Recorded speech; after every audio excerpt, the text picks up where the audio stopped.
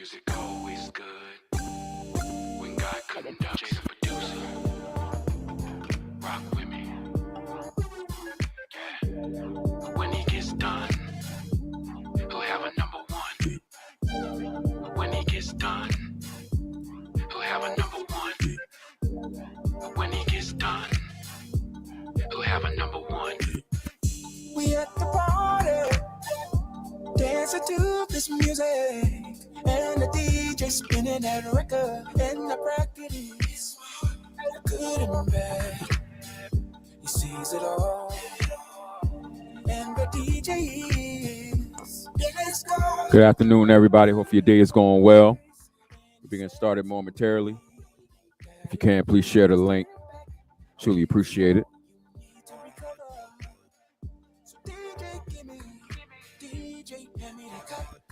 Going back to the studio, engineer, Lord, hit record. Remix my broken heart. Make a number one hit.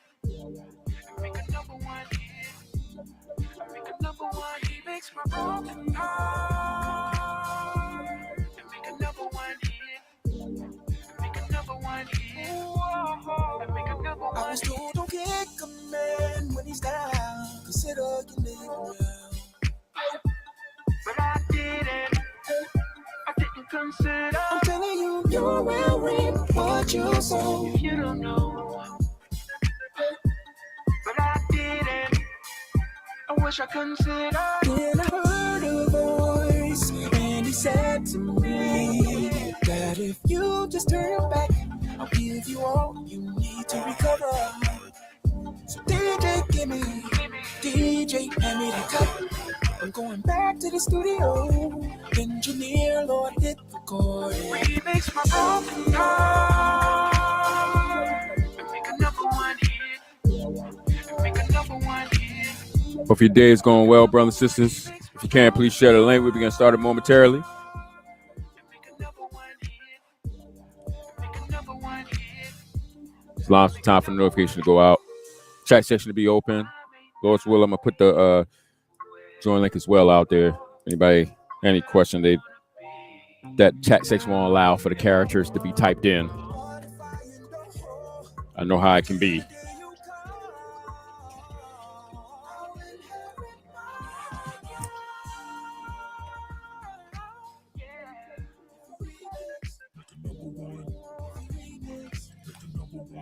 All right. Appreciate your patience. Hope your day is going well on this, well, at least in the part of the world in which I am, this lovely Saturday, hot Saturday. But other than that, thank you, Lord, for another day. Want to come and talk to you guys, as you can see by the title, what we'll be talking about. So before we get into it, we'll open up prayer first.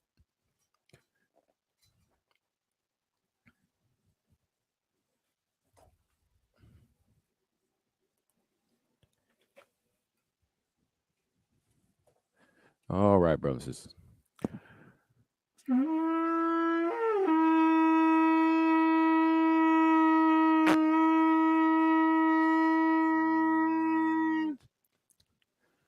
Let's pray. Heavenly Father, Yahweh, we thank you for your mercy, for allowing us to see today. Thank you for your patience upon all your people. Thank you for your loving kindness and your power that sustains our natural lives as well as our spiritual lives. Thank you for the times of calamity and troubles and testing, for these things prove our faith and these things purify us in this life. So, Lord, we ask you to continue to guide us as we continue towards complete holiness, as the scriptures have told us, and as you command us, and as we desire to be, being able to be a part of Christ's unleavened body. Always constantly remind us of Christ and his ways and his perfection, that we may walk therein. And so, Lord, as we get into this topic today, we pray that you open up the hearts, minds, and ears of the brothers and sisters listening. Grant them the ability to understand, and not only understand, but to do what it is that you require of them as we wait on the day of Christ. For those that don't believe yet, or those who may profess your name but are not living the way that they're supposed to be, pray that you would prick their hearts during this class, that they will return to you and be cleansed, And pray all these things in your son, Yeshua of Nazareth's name. Amen. All right. Hopefully you're doing well, brothers and sisters. If it's your first time joining us today, I'm Pastor Jay. And you guys see by the title what today's class could be about. Kind of continues from the last one we did. But as you guys can see by the title, beware of the leaven of the Black Hebrew Israelites and the Christian Apologists. We'll talk about what that leaven is. It's been a week or two since Elder Mike and them went over there in Detroit and did the attempted blitz. Well, I won't say attempted blitz. They blitzed, but it was a failed one.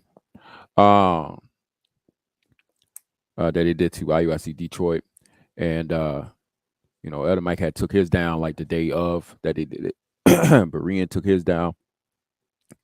I don't sit and listen to Berean's channel, so I don't know if they ever talked about it after the fact. But and as far as Elder Mike's concerned, he hasn't, at least in what I have seen in his latest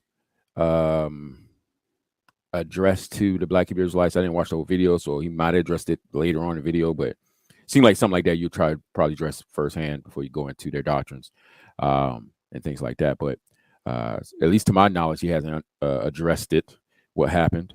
But I know that because there was a bunch of cameras rolling, I know that eventually at some point during this week, IUIC Detroit would put their version up on there. And I know that they got some good cameras with good audio.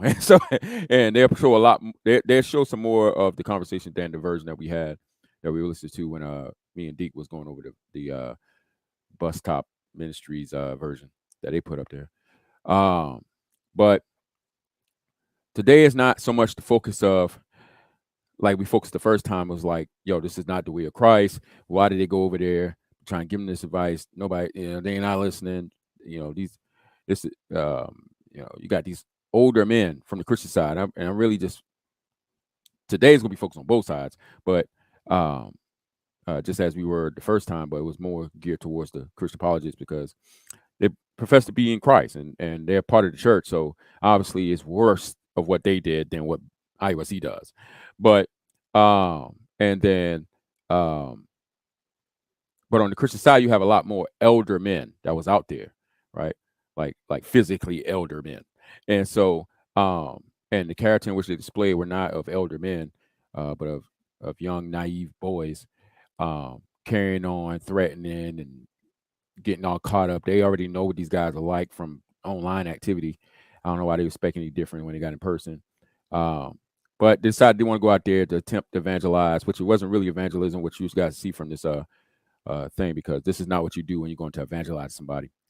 Some of the things you're going to see, but avoiding the leaven of the Black Hebrew Israelites and the Christian apologists.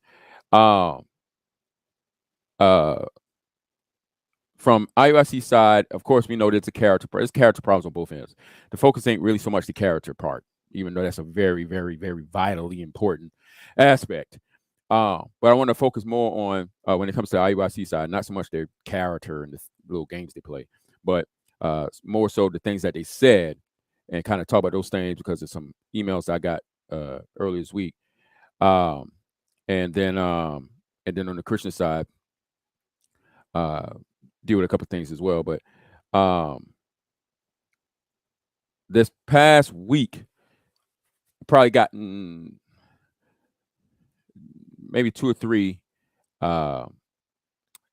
different reach outs, or whatever the case is, where one sister in faith, husband got caught up in IUIC. Her husband was a pastor. He got caught up in IUIC, and obviously, there's a lot more into that situation. But the point is that I was reaching out. What can I do? What can I do? What can I show him? What can I do to bring him out? There was another sister that reached out about her son. She was highly in distress about that situation. Once again, IUIC got caught up in IUIC. What can I do? To get him out? Blah blah blah. Lord's will, be talking to her soon. And then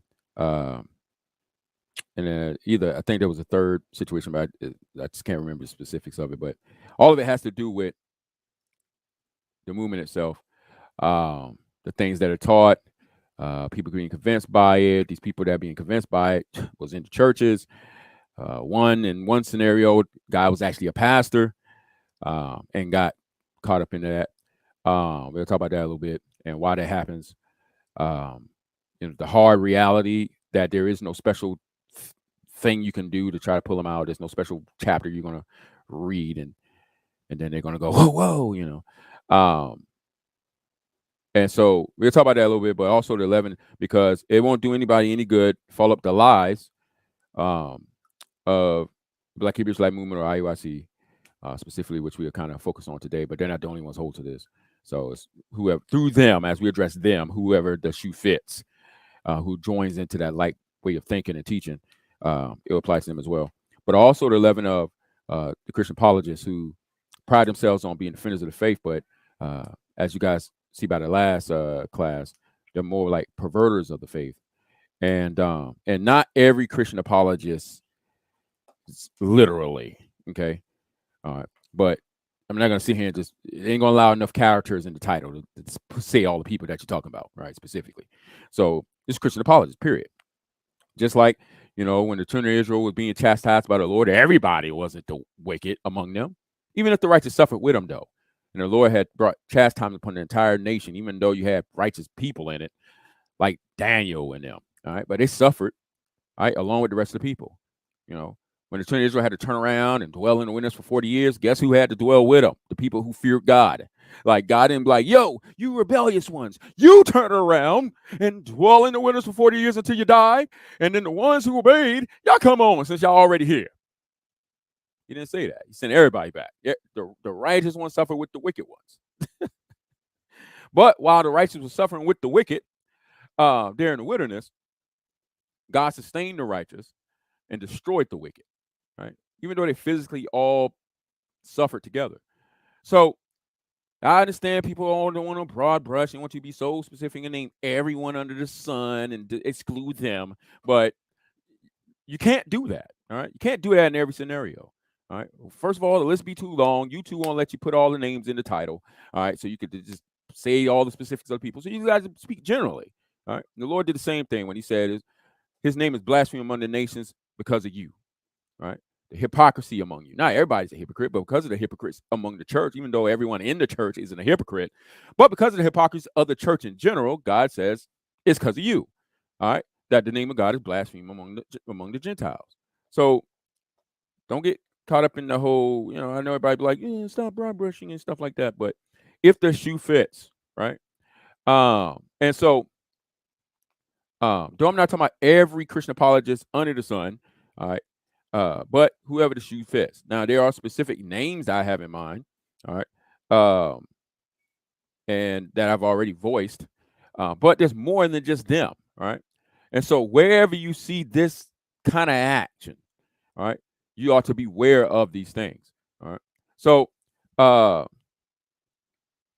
let's start with the video. Well, first of all, let's start with it. We talked about leaven, right? Beware of the leaven, right? And for those that's in the church, we should all know what that means. Even those that's under Moses would know what the whole thing about leaven is. But I'm trying to pull up the video here.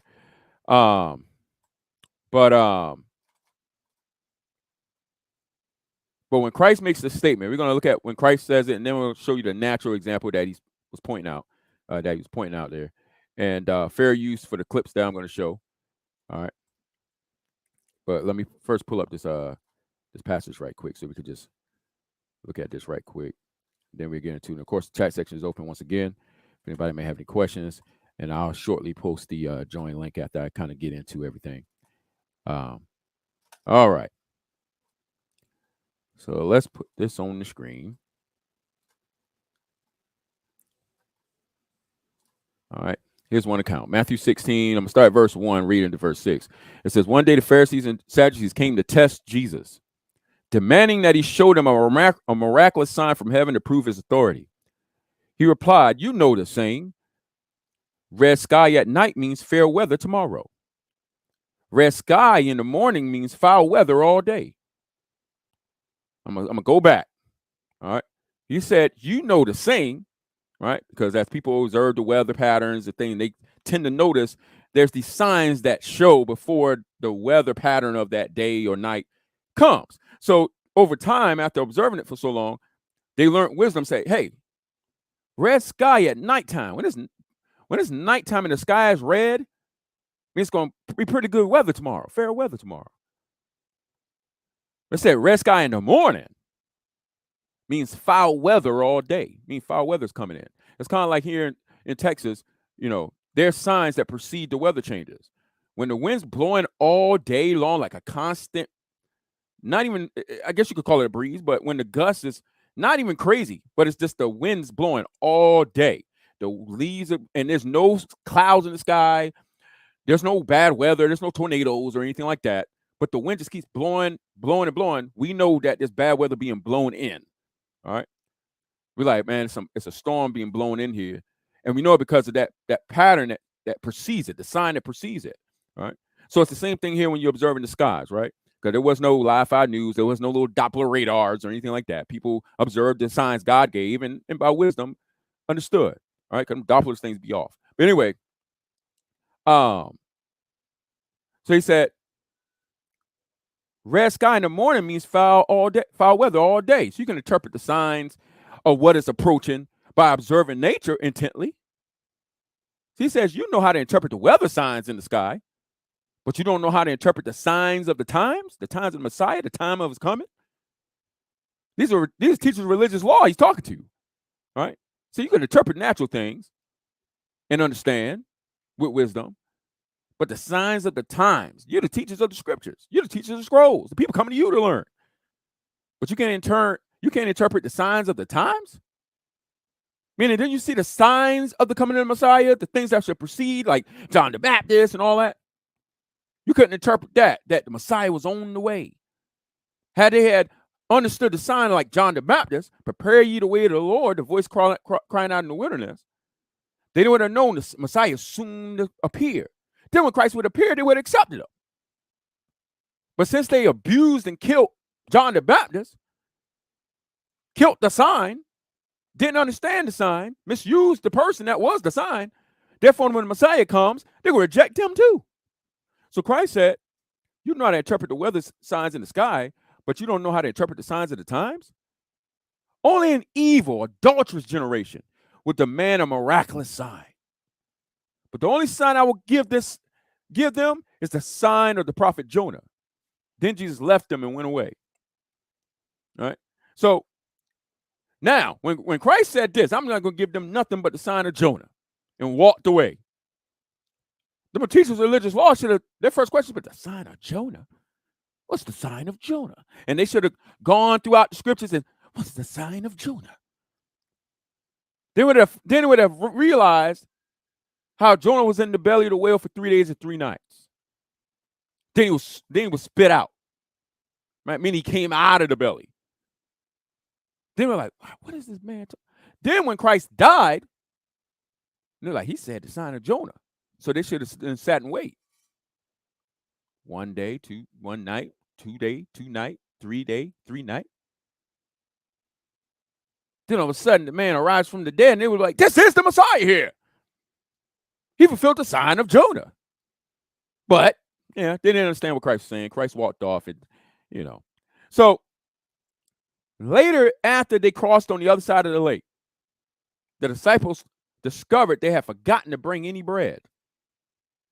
natural bread for their trip. So Christ used that as an opportunity to teach. He said, watch out. Jesus warned them, beware of the yeast of the Pharisees and Sadducees. So Christ's mind's still on what happened earlier. The disciples, they moved on. They think about natural bread. They forgot about it. They're hungry. Like, oh, man, we forgot. Man, we ain't bringing enough bread, guys. Christ hears them. Christ says, watch out. Beware of the yeast of the Pharisees and the Sadducees. I mean, the teachers of religious law, right? Not that the law was bad. Not that being religious is bad. He said, watch out for the yeast, the leaven, the corruptions of those religious teachers. And he says, at this, they began to argue with each other because they hadn't brought any bread. So even though Christ said, watch out, beware the yeast of the Pharisees and Sadducees, the disciples are still caught up in their carnal anger about the fact that they ain't had enough bread. And who forgot it? You forgot it, man. Man, I told you to go to the shop and get. They're too busy going back and forth. Jesus knew what they were saying, so he said, you have so little faith. They're sitting there arguing. Christ done given them the spiritual warning, and they can't even perceive it because they're so concerned about the possibility of not eating a meal. And they're arguing between each other over that. And Christ said, you have so little faith. Why are you arguing with each other about having no bread? Don't you understand even yet? Don't you remember the 5,000 I fed with 5 loaves? And the baskets of leftovers you picked up, which was 12 baskets? Or the 4,000 I fed with 7 loaves? And the large baskets of leftovers you picked up, which was 7? Why can't you understand that I'm not talking about bread? So again, I say, beware the yeast of the Pharisees and Sadducees. Then at last they understood Then at last they understood that he wasn't speaking about yeast in bread, but about the deceptive teaching of the Pharisees and Sadducees. All right.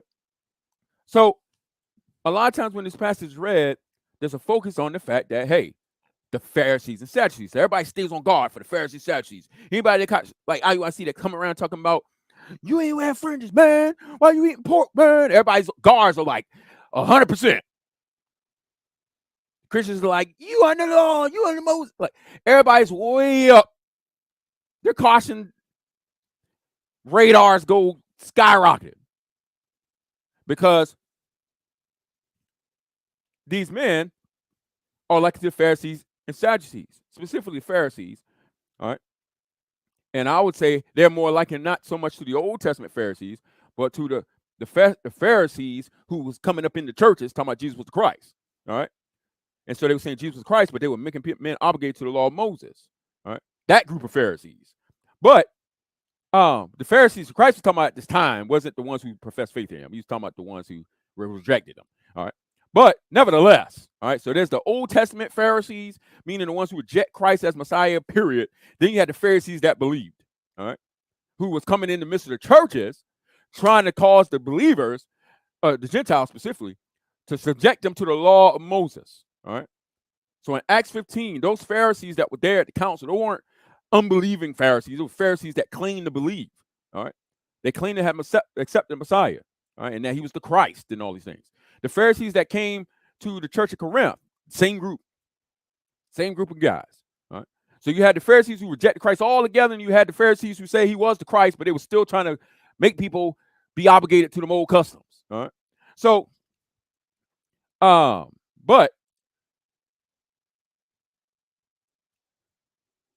a lot of people focus on those that come with the law of Moses, and they're like, that's the Pharisees and that's the scribes.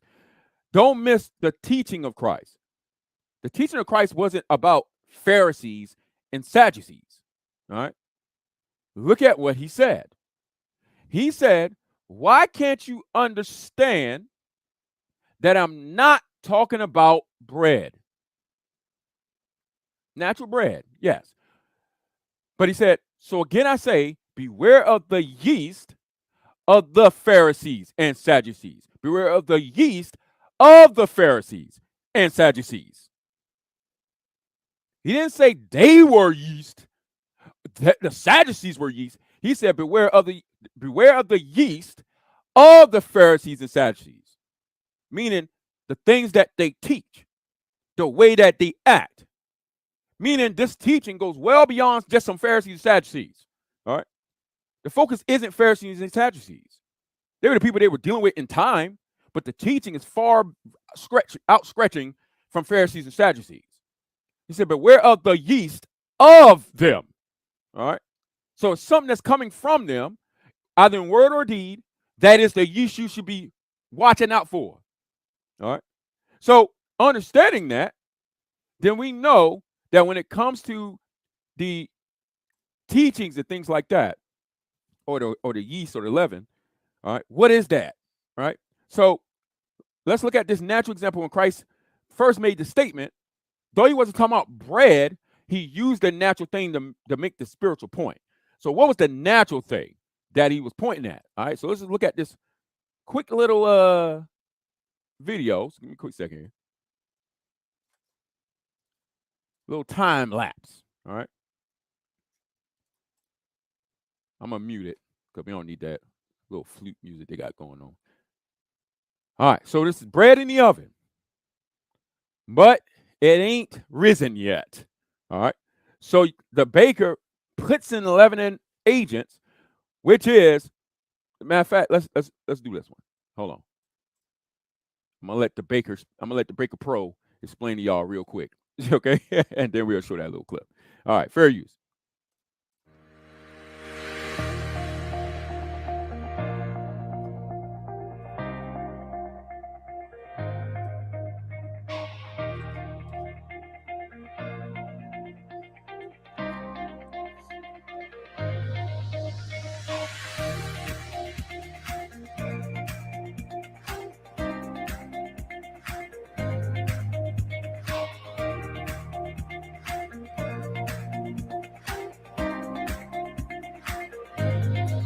All right. So, and I'm gonna backtrack a little bit on this video. So yeast, like actual yeast, right? It's live microorganisms, right? Little microscopic organism, little moving around little things, right? That makes bread product rise. So when they're inserted into the bread, all right, that naturally doesn't rise, right, which we call unleavened. Once you make it leaven or put leavening agent in it, these live organisms are inserted into the bread, release these gases that then gets entrapped into the bread, which is that makes it rise up. So when you see the bread rising up, it's filling with gas. It's kind of like a human that gets bloated, all right? You get the gas trapped inside you, and then your stomach start bloating out and stuff like that, all right? It's the same thing, all right? Same natural occurrence. Trapped gas causes it to expand or rise up or bloat, all right?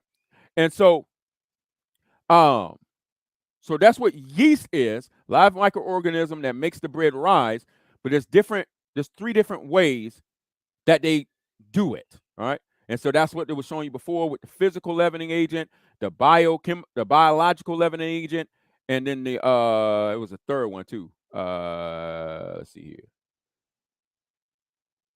Oh, it's two leavening agents, but they got different ways as far as like the yeast method, right? The dry yeast, dry active yeast, instant yeast, which the instant yeast makes it rise faster. There's different methods of how fast you want the thing to rise, so you would implement the little different thing, right? That ain't the focus, all right? The focus is the yeast is a live microorganism, all right? It's something that is alive and active that works inside whatever it's placed into, that causes the thing it was placed into, the gas to get trapped inside, cause the thing to rise up.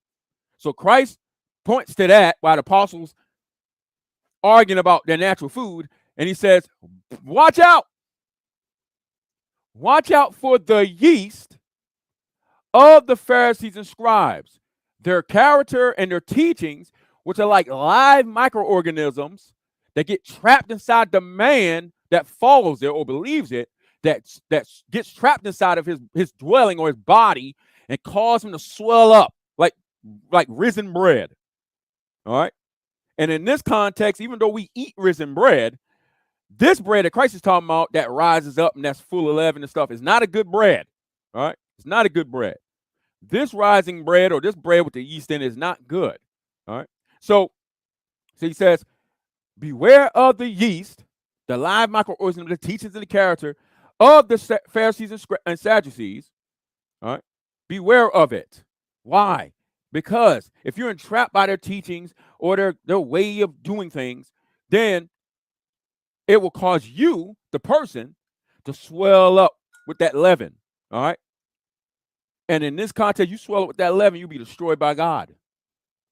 All right. So that's why it's important to remove the leaven from you, as the Feast of Unleavened Bread taught. Right. On the first day of the feast, remove all the leaven from your dwelling. All right. And it's under the First Testament, They had to literally get all the yeast out of their homes. God didn't want no live microorganisms physically in their house for the entirety of the feast. And they couldn't eat anything that had any live microorganism that causes bread to rise. They couldn't eat anything like that for the entirety of their feast. That's what they physically had to do under the law, as God teaching them this lesson. But the lesson has been taught, and we understand through Christ, and we're not subject to having to rid our homes of literal leaven, at a certain time of the year. But we are taught to remove from the midst of our dwelling and not to walk in any sin or any leaven, right? And so that's what that is. Now, the way it looks is important too. So let me show you that. Now let's go back to our little time lapse. It's a time lapse. That means they put a camera in front of the oven, put the bread in it, and then you just watch the bread rise up. Now, a time lapse is moving like super fast to show the passing of time. So as you're seeing the bread rise slowly in a time lapse, that's how slow it is in real time. It's way slower than that in real time. This is a time lapse, and it's still moving slow. So imagine in real time, no time lapse, how slow this is actually moving. All right. So and that's important to understand spiritually. All right. So let's watch this. It's a time lapse sped up, so it'll be over in 1 minute and 10 seconds. You see the little clock down there? It's moving so fast. Look at all this time passing. Look how slow the bread is rising. That's because the leaven has been inserted in it already. Look at the hour passing. You're going to keep letting this go all the way to the end. So the point could be seen physically and then understood spiritually. So far, about 2 hours has passed already. Still rising. And the speed in this time lapse is like, man, this thing moving kind of slow. So imagine how slow it's moving in real time. All right. 3 hours then passed. You're in the 4th hour, still rising.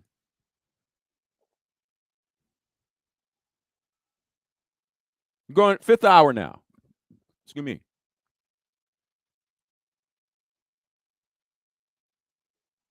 You're in the 6th hour.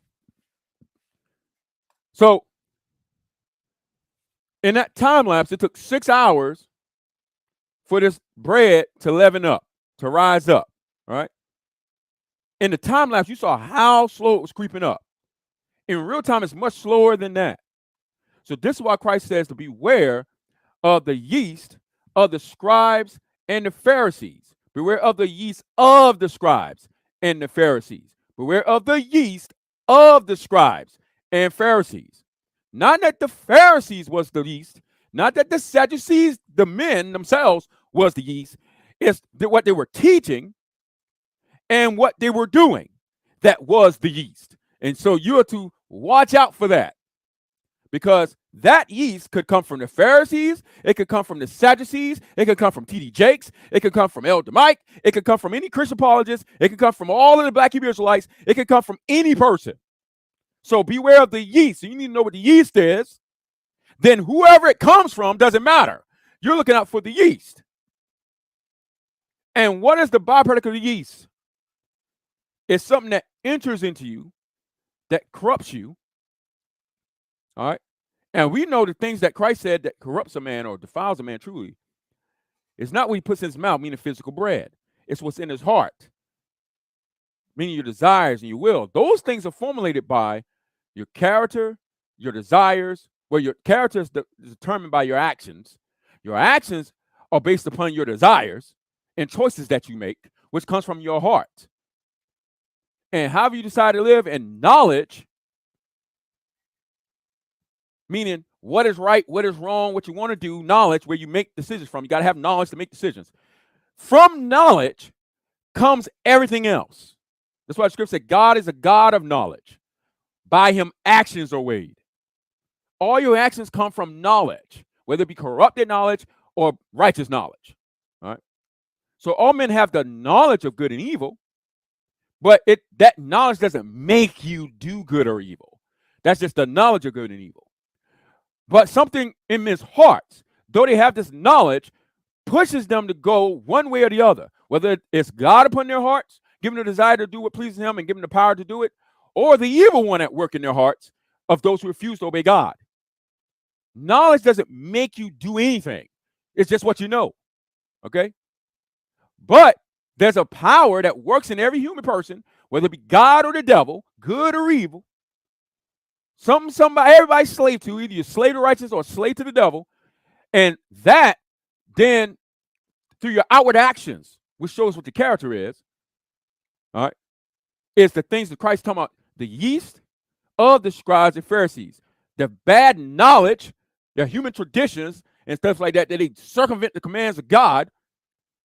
So by their knowledge, their bad doctrine is knowledge, by their bad doctrine and by their hypocrisy, meaning their actions, beware of it. So it doesn't matter who it comes from. You just look for you look for the yeast, all right?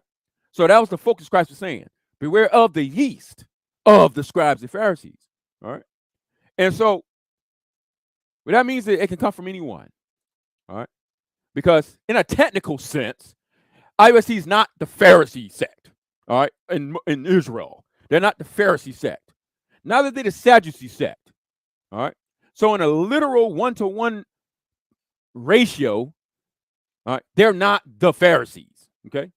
They're not as stringent about law of Moses as they may perceive or try to make you believe. The Pharisees would smoke them guys when it came to Moses, okay? The Pharisees way worse. These guys they're like a wannabe Pharisee of a very broken Mosaic system that they insert Christ in to try to fill in the gaps. That's what that is. They operate like they're really under the law, but the things they can't carry out, they insert Christ to fill in the gaps. All right, but then they make you believe they're keeping the law of God that God gave to Moses. That ain't what the Pharisees was doing. Okay, so they're like the Pharisees of a broken sect. But when we read in that scripture, those Pharisees that Christ is talking about is not IUIC. Okay, they're not. It's not IUIC. They're nothing compared to those Pharisees back then. All right, as crazy as these guys are, and the things that they say, how much they jump up and down. Listen, they ain't stoning nobody to death. They ain't throwing nobody in prison. They ain't even got the power. Okay, the Pharisees had the power. All right, and they were putting people to death. So, and their zeal for the law of God led them to do some real crazy stuff. Okay, so these guys are in captivity. Even though the scribes and Pharisees were in captivity under the Romans or oppressed or whatever, they were still killing folks. They were still stoning them to death if they thought somebody came against Moses. They were ready to hem up. They was ready to hem up the apostles. Okay, they beat them dudes with flogs and sticks and everything. So even though they were oppressed and the white man was over them, right? So these guys are nothing in comparison to the Pharisees. You actually be disrespecting the Pharisees by saying IUIC is the Pharisees. But nevertheless, even though they're not the actual Pharisee sect or the Sadducee sect, nevertheless, they carry a lot of the same yeast. And not them only, but even on the other side, the Christian Apologists, even in the church, still carries this yeast of the scribes and Pharisees. Because the yeast of the scribes and Pharisees wasn't just they deny Christ. They trying to appear right before the Lord by the law. Yeah, that was part of their problem. Yeah, that is one of the yeast problems, but that wasn't the only thing. That wasn't the only corruption that caused them to be proud. Okay?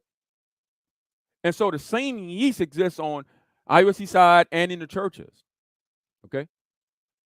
And so now let's go to this. Fair use, once again. This is for teaching purposes. All right. This is IUIC Detroit's video that they put out from their encounter. And so we get to hear a little bit more of the conversation and the things that IUIC was saying and things that Mike and I was saying in response to that. We didn't get to hear that much because of the angle from the guy that was in the back recording. All right. So we're going to look at this. I'm going to try to get through this entire video. All right. It's 26 minutes long. If it starts to go a little bit longer, then, may split this up into two different things. But the chat section is open as well. If anybody got any question, I'll be paying attention to the comment section.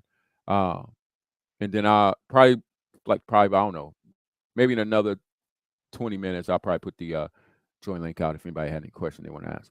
But let's go ahead and start here. Fair use. Let's get past their intros. All right, here we go. All right. Listen, it's time to do it one more time. The urban apologists from the Metro Detroit, Flint, and other places area, it's time for us to blitz the IUIC one more time. They are here. Hopefully it really was the one more time. Hopefully this was the last time y'all ever do this foolish thing. Elder Mike. And Bus Stop Ministries and Desmond and all them other people that was there. Hopefully this was y'all real last time. One more time, because hopefully this don't happen again. It seems like they're here in strong numbers, but we're not afraid. We're getting ready to go ahead and preach the gospel so people can see. Everybody share the video. Let somebody know what's going on as we stand on the gospel truth. We marching over right now. Why you got a gas tank? What's in the gas tank? I just realized that. But anyway, maybe they got something that runs off gas. Maybe a generator or something. Hey, I got a question. How y'all know we was coming today? Okay. You haven't answered all my questions. All right. So the Christian apologist asked, hey, I got a quick question. How y'all know we was coming today? So what that let us know is that Elder Mike and them didn't call these guys. It was like, hey, we want to have a dialogue with you guys. Were y'all willing to have a dialogue with us? We'll come at this such and such a time, and we can have this dialogue. So they didn't do that. What that shows is Elder Mike, as who knows these guys, he knows what day they worship and all this stuff. They know these guys do camp Saturday mornings, and then they meet up at the school in the evening times. That's why they went to the school. They didn't go to the campground. They went to the school.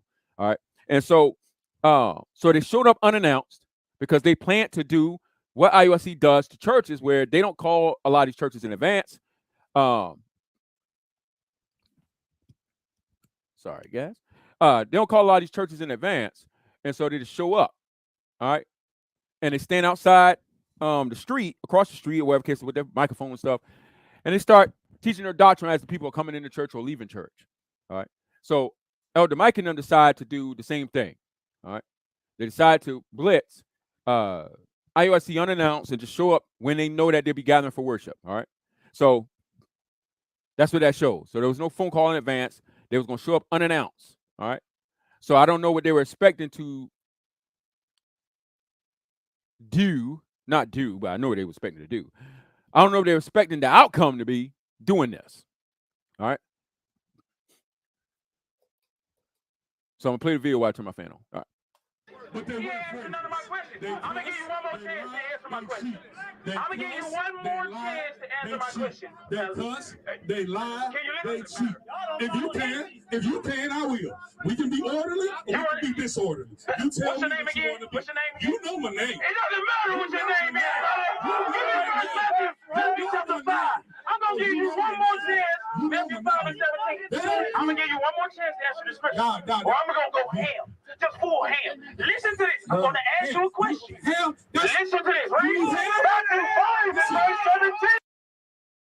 17. This back and forth right here is vitally important because remember, this is the beginning stages, all right, of the conversation. This ain't even the end. This ain't the middle, and this ain't the end. Okay, this is the beginning stages. Now at the beginning, this is 133. Remember my time frame. Let's go back to here. Preach the gospel. They are here. It seems like they're here in strong numbers, but we're not afraid. We're getting ready to go ahead and preach the gospel so people can see. Everybody share the video. Let somebody know what's going on as we stand on the gospel truth. We marching over right now. All right. So what was said to the Christians, because they were live streaming, this is from IOC took this from their live stream. So at the beginning of their live stream, it was telling the Christians that were viewing, and Phil Fox, he's also there too. I don't know who this brother is, but Phil Fox is right there. But so they tell them, we're gonna one more time blitz IUIC, and they seem like they're here in strong numbers, but we're not afraid, and we're here to preach the gospel. All right, to the people who souls are lost, or to IUIC. Well, since they say they're to talk to IUIC to blitz them, we would imagine they're there to preach the gospel to IUIC. All right. So that's why they say we're there. Now, from this point forward, the things that are done and said by the ones going to evangelize should be taken into account. Like, do they think this is how you talk to people who are lost and blind, and this is the kind of tactics that you pull? All right. And how do they expect to win any of them when this happens? So watch this exchange once again. Listen to this, right? Matthew 5 and verse 17. What's your name again? What's your name again? You know my name. He haven't answered none of my questions. But He ain't answered none of my questions. I'm going to give you one more chance to answer my question. I'm going to give you one more chance to answer my question. They cuss, they lie, they cheat. If you can, I will. We can be orderly or we can be disorderly. So Pastor Mike said, now this is the Christian saying this. Now if it's IUIC saying, it'd be like, oh yeah, we can see that. Now Pastor Mike says, as he's bantering back and forth with them and not listening, nobody listen to nobody. He says, hey, we could be orderly or disorderly. That's your options. All right? Because they're already being disorderly. They ain't like they're being orderly right now. They're already being disorderly. But Pastor Mike says, we can be orderly or disorderly. All right? Meaning they're prepared for either one, either to be orderly or disorderly. I would actually beg to defer that they're not ready to be orderly, and that's why they couldn't be orderly the entire time. So, but disorderly. They were disorderly from the beginning when they went there. Wrong motives, everything. The encounter begins, it begins disorderly. All right? It's still disorderly right now. That's why the threatenings and all these other things start to come up. Don't be fooled to think evil works come from good actions. Okay? That people being orderly, but at the same time, orderly, but they threaten each other at the same time. Like what? So, but listen to what happens here. What's your name again? What's your name again? You know my name. It doesn't matter what your name is. Now, from IUIC's standpoint, as we know in this exchange, and for those who have learned of Christ, being disrespectful, insulting, it don't matter what your name is and things like that, right? A little rock banter from WWE. That is not the way of Christ. So even though these guys are not Pharisees or the Sadducees, all right, meaning sect, literally, all right, yet they carry the same yeast and leaven of the Pharisees and scribes, all right, meaning bad doctrines, man traditions, all right, which they'll say is not. They'll say it's the law of God and fringes and all that, all right, but we'll get into that in a little bit. And ungodly character, okay? But acting religious and acting like they're right in God's sight. That's that yeast and leaven of the scribes and Pharisees Christ warned about.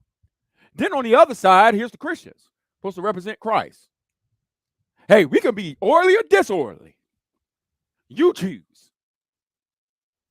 Now, why is a Christian giving anybody that option? Right? When you're supposed to be orderly, you're supposed to be godly. Even if they were disorderly, you'll continue to be orderly, right? That's what you're supposed to be. But if you say, hey, look, bro, we can go either way. We could be orderly or disorderly. You choose which way. Me choose which way you're going to go?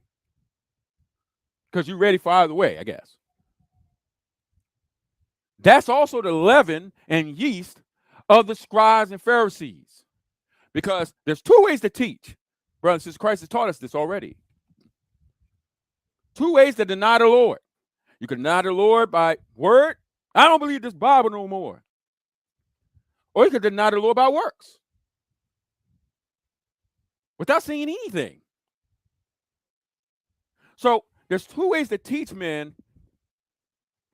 It's by example and by your teaching. That's why the apostle told Timothy or Titus, one of them, he said, guard yourself and your doctrine, so that you would not only save yourself, but also those who listen to you. Pay careful attention to your doctrine and conduct. Because you could teach men by knowledge, and you could teach men by action. All right? So by his action, by his words, is being disorderly. But by his conduct, he's teaching the other men with him. And they, since they're live streaming, they're teaching all the other brothers and sisters that are watching we can act like this. You can do what we're doing. This is the work of God, even though it's really not. This is what they're teaching. And they make excuses for it. Now, if it was really holy and sanctified, why they took the video down? But God knows for sure all the details of why they took it down. But the first clear sign that it's taken down is that, there was a lot of backlash from it. Now, whether they believe they did wrong or not is a different question. Sometimes people take videos down and stuff just to, get the people off their back, but not because they really believe what they did was evil. Okay? So far, we got the same, on both ends, both of these groups claim they believe on Christ, right? I obviously think they got the real Christ. The Christian Apologists, Adam Mike and them believe they got the real Christ. So they're both arguing about who got the real Christ, but both of them walking in the leaven of the scribes and Pharisees. Both are operating in the flesh, which are all anti-Christ. So whether you got the real Christ on IUIC side or the real Christ on the Apologist side, both of y'all ain't listening to them. All right? Both of y'all ain't acting like them. But let's continue to listen to this. Beware of the yeast of the Pharisees and scribes. I'm going to give you one more chance, Matthew 5:17. I'm going to give you one more chance to answer this question. Or I'm going to go ham. Just full ham. All right. Now this is going to be important because another character of Christ is, first of all, not to utter threats. So the brother going, listen, man, I'm going to ask you one more time or I'm about to go ham. We know what that means. We know he don't eat pork sandwiches. So nobody should think he talking about eating a sandwich when he says this. We know that's slang for I'm about to go crazy. I'm about to turn up. I'm about to go off on you. All right. Which are uttering threats. Okay. That was not the way of Christ. Even if he was being slandered and even when he's persecuted, he uttered no threats. Neither did he seek revenge. So the other threats come out, yo, I'm going to ask you one more time, bro. If you don't answer my question, bro, I'm about to go ham on you, bro. That threatening is not the way of Christ. That's the leaven of the scribes and Pharisees. That's that leaven, the ungodly character of the scribes and Pharisees. Okay? So, but another thing of Christ is not to slander, right? We're not to be provokers of people or provoking them to anger. We're not to then turn to a crowd and misconstrue what someone says to go against that person because we're in strife and contention. All right? So on one end, you got uttering threats, which is not the way of Christ, even though they think they got the real Christ. But what happens on the Christian side? Led by Pastor Mike. Listen to this. I'm going to ask you a question. Listen to this, right? So he begins this banter, this foolish banter, because he knows the brother don't eat ham, all right? You know the brother's anti-ham, all right? But Elder Mike says, you about to go ham? You eat ham? Like, bro, come on, man. You're supposed to be an elder. You eat ham. You know this brother don't eat ham, literally. But because they're in the strife of contention and Elder Mike acting like it's a game, all right, because he loved to compare sports anyway, he said, you eat ham? You know this brother don't eat ham. All right, so first, in order for him to start talking like he got slandered his brother's character, as evil as the brother may be, all right, Samson is, the doctrine that he believes. He's zealous for it, but the doctrine's corrupt. So his actions are corrupt. His way of life is corrupted because of the bad teaching. And his understanding of the gospel is corrupted and wrong. But we know he don't eat ham. All right, we know that if you want to offend them guys, accuse them of eating pork. All right, that's like one of the number one offensive things to a person that lives under Moses. All right. So for Elder Mike to be an elder and supposed to be out there to preach the gospel and to witness, this ain't happening. Then he offends them by slandering them and saying, you eat pork? When he heard the brother say, I'm about to go ham. And look what happens. When I say ham, I mean the hammer. Now the brother got to say to Elder Mike, who should know better already, be like, when I say go ham, I ain't talking about eating no ham, man. I'm talking about going off and blah, blah, blah. Elder Mike know that, but he's too busy lean chance on the other side, not listening, not being wise in his conduct, first of all, and in his speech. He slandered the guy, and even though the guy's saying, when I say I eat ham, I ain't talking about eat ham, which Elder Mike knows he don't eat ham. But he continues on the same banter and laughing and stuff. How does anybody believe This is 138. How are you supposed to believe that from this? Everybody know what's going on as we stand on the gospel truth. We marching over, but we're not afraid. We're getting ready to go ahead and preach the gospel. So how is anybody supposed to get that from this? 17. When I say him, I mean the hammer to his leg of his. When you hear me say him, I'm talking about hammer. Verse 17. I am confident going the Lord. All the prophets, I am not going to destroy, but to fulfill. The Bible says, So because the brother said I'm going ham, Elder Mike continues to slander against the guy, talking about, he eat pork now. He eat pork now. And all the Christian apologists over there laughing, think it's funny. All right? They're laughing. They're taking it as a joke. But the Lord don't take it that way. So though they may not be Pharisees or scribes or the Sadducee sect, the yeast of those men, they're acting in when they're not walking contrary to Christ. Because right now they're opposing Christ, as well as IUIC. So though both sides think they got the real Christ, none of them are listening to him. We're not to follow that way, not in our words or our actions. This is what Christ was talking about when he said, beware the leaven of scribes and Pharisees, because that understanding went further than this Pharisees and Sadducees sect. That's why the apostles gave the warning. That's why you keep seeing the New Testament about mark and avoid those that call division, contrary to the doctrine which you receive, etc. Talking about in churches. Because you got to watch out for the leaven in the, you got to watch out for the, beware of the leaven of the prosperity teachers. Beware of the leaven of some of these Protestant teachers. Beware of the leaven of the Catholic Church. Beware of the leaven of blah, blah, blah, blah, blah. Whether it be in doctrine or in actions, character, and what they teach men to do that are contrary to Christ. I'm asking you a question. You scared of this question? Are you scared of this question? Read it. The brother eat ham. Think not that I am come to destroy the law. Now, how long? Now, brothers and sisters, you can't be snapping in and out of the spirit like that. It's not like you carry on in the flesh, you continue slandering, bantering, and jesting back and forth. You know, accusing the man of eating pork when the man, the man lives under the law of Moses. So because he makes a statement that you know what it means, I'm about to go ham doesn't mean I'm about to eat a sandwich. Okay? But taking this as a joke, not being serious, you got the crowd behind you, you're live streaming, all this stuff, you got the hand claps of men, no matter what you do. You're sitting there talking about the brother eat ham. And he carries on that same slander and lying, because that's what he's doing, he's lying. Pastor standing in front of everybody, he's lying. And you wonder why IUIC put these videos out, and I say they'll use you for content. And then they'll use it to solidify in the people that believe in them already minds. See, Christian church is a hell of a drug.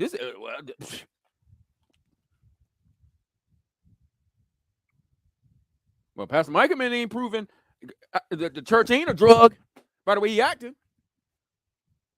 How long you gonna carry? You carry on for 5 minutes, lying and slandering in front of all these brothers and sisters, and you ain't the only pastor out there. You got True Seekers Read back there. Is that True Seekers Read? I know there's a bus stop ministry back there. You got, I think, what the brother name is? I think his name Brand or Terrence, whatever, in the red shirt. All right. You got Desmond in there back there. You got Phil Fox back there. You got all these apologists, all these ministers. But ain't nobody telling him to stop lying, because when he was lying and slandering and stuff, what were they doing? Carried away by Elder Mike's hypocrisies. Just like when Peter sinned, led away Barnabas by his hypocrisies and others. Elder Mike leaned these men against Christ, because he's the leader of this. So while he's lying, that minister's laughing, Desmond laughing, the minister in the back, minister right there. Nobody's saying, bro, you're slandering, you're lying, bro. This ain't the way of Christ. This ain't the spirit. They're laughing. They think it's funny. The Bible says, I'm asking you a question. You scared of this question?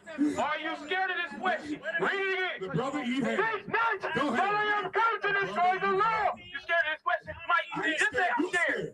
Listen to the question. Because the man Read said, it. don't have oil. Think not that I am come to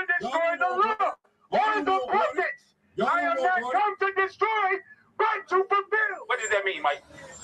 It means you don't keep the law. You don't keep the law because Christ fulfilled the law.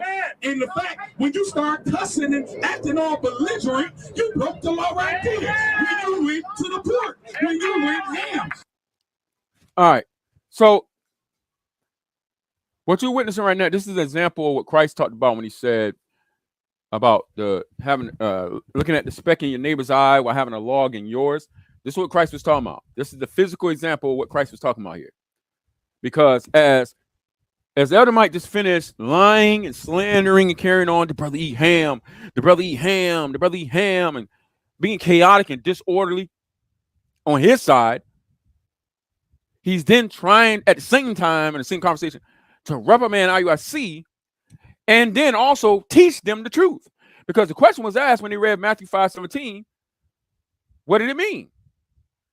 Let's go back. Right to fulfill. What does that mean, Mike? So Christ said, I came not to destroy the law of the prophets, but to fulfill. What does that mean, Mike? Now we know why those guys are saying this, what they're trying to allude to. Pastor Mike knows the truth about the situation, but he's not walking according to the Spirit right now, and he's acting up and he's lying and slandering and carrying on and being a bad example for everybody, and then turns around to try to teach the same guys he's in strife with, trying to teach them like they're going to learn something. Their hearts are too hard. And then when he answers it wrongly, all right? Because he's so concerned about the law and Moses and these guys. Listen what he says. It means you don't keep the law.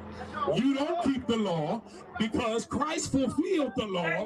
All right, so when he answers it, he says, it means you don't keep the law. Now, when he says it means you don't keep the law, he's talking about the law of Moses, the first covenant, which is right, all right? That we are not under the law of Moses, all right?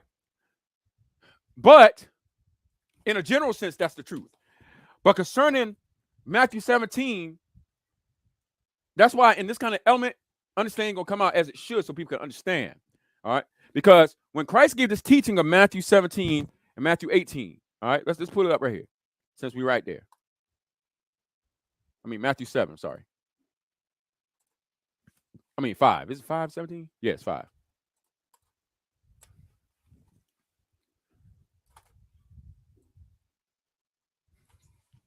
In general, brothers and sisters, please listen very carefully. In a general truth meaning like now, it's true. We're not subject to the law of Moses, all right? But if Elder Mike said what he just said during the time of Matthew 5, when Christ is saying this, it would have got Elder Mike killed. I'm going to tell you why it would have got him killed. Because when Christ made this statement, all right, about don't misunderstand why I've come. I did not come to abolish the law of Moses or the writings of the prophets. No, I came to accomplish their purpose. All right. So Moses and the prophets wrote about things in the law and the prophets that Christ said, I come to fulfill. I've come to fulfill it. It was not fulfilled yet when Christ is talking right now. We're reading after the fact, but in time, while he's talking to the people, he had not yet accomplished its purpose. So he says, I tell you the truth. Until heaven and earth disappear, not even the smallest detail of God's law, meaning the law of Moses and the prophets, will disappear, meaning they will remain until its purpose that he came to fulfill is achieved.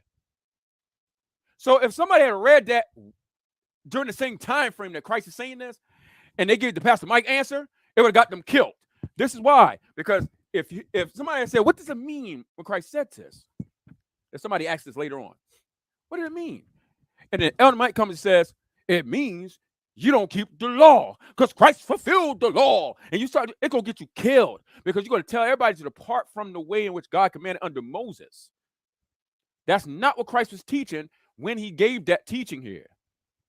He said he did not come to abolish the law or the writings of the prophets. He came to fulfill the purpose or accomplish the purpose. He says, I tell you the truth, until heaven and earth disappear, not even the smallest detail from the law of God, which includes feast days and sacrifices and all that, will disappear until its purpose is achieved.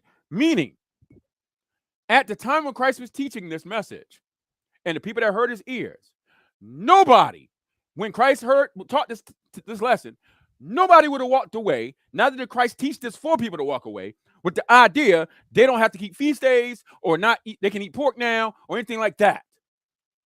That was not this teaching. Because a testament is not enforced until the testator dies. And Christ was telling people, don't be confused about why I have come. He said, I did not come to abolish the law of Moses or the writings of the prophets. I came to accomplish their purpose. So until I accomplish this purpose, nothing, not even the smallest detail, will pass from the law. So if anybody was walking around at that time saying, "Oh, this is the Messiah, we just follow him," and they discontinue from doing what God commanded them through Moses, Christ is letting them know that. Don't be confused while I'm here. Don't think because I'm walking around you believe I'm Messiah, you don't have to keep feast days. You don't have to sacrifice. You don't have to go to the Levite priest when you cleanse. You don't have to attend to these things that Moses and the prophet said. I came to accomplish their purpose, but until I fulfill it, nothing passes. So continue in what you're supposed to do. All right? But if somebody said, what Christ meant after Christ finished teaching that, somebody stood up and says, it means you don't have to keep the law because Christ fulfilled the law. You'll get killed. You will get killed. Yes, Christ fulfilled the law once he accomplished its purpose, but when Christ was teaching this, he hadn't yet to accomplish its purpose. So the understanding that need to be given to these brothers, not in this kind of setting, is that, yes, you're right, brother. Not one detail from the law will pass until the purpose was accomplished. At this moment, the purpose was not yet accomplished. And the Messiah is walking among the people in body. And so Christ was making sure nobody became confused while he was there, that he had yet to accomplish his purpose. And until he fulfilled it, no details passed from the law for them to continue in what they were supposed to do. And Christ showed this even when he healed the man of leprosy. He said, now go show yourself to the priests and do all Moses required of you. And for anybody going to the law and realize what the people that was healed from leprosy had to do when they were cleansed, when they went to the Levite priest to get inspected again, they then had to atone for their uncleanness through animal sacrifice. So they would continue that because the testament is not enforced. The New Testament was not established in Matthew 5. It was not established when Christ was teaching this. When Christ was teaching this, the law of Moses was still in effect, full-fledged. No one could depart from it because they were obligated to it by God. But once its purpose is accomplished, then Christ said, then things will pass from the law. This is why in the New Testament, once it's established in his blood, this is when we see the absolving of the obligations of former things. So when the brothers asking in Matthew 5 and they read it and they say, what does it mean? I came not to destroy the law of the prophets or the law of Moses or the prophets. What does that mean? And Elder Mike says, it means you don't keep the law because Christ fulfilled the law. He's wrong. He did not answer that rightly. He's wrong. That's not what that means. But because he's in banter back and forth, lying and slander, how you expect him to snap back in the spirit and answer right? He's being led totally by his flesh. So not only did he lie on his brother, talking about, he eat pork now, he eat pork now. He didn't lie and said what Matthew 5:17 even meant. And the Christians in the background going, because we know that in Christ and the New Testament, not obligated to the law of Moses, but Matthew 5:17, when Christ is preaching that, that's not what that means. It's not what it means.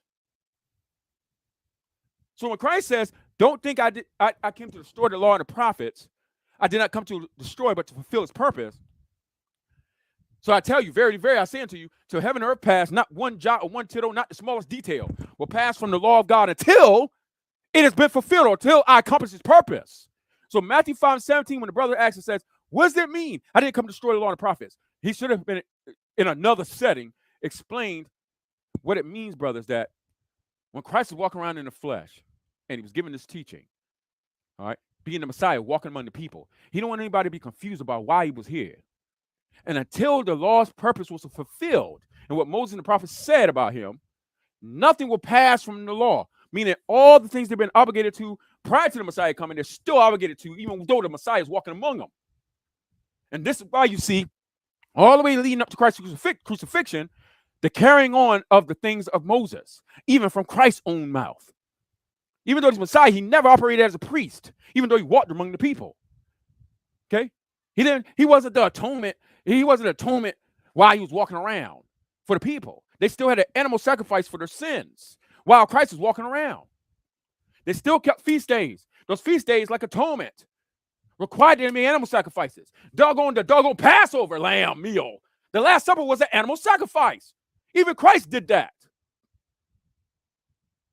So Matthew 5:17 is not, you don't have to keep the law because Christ fulfilled the law. That's not what that is. That's not what that means.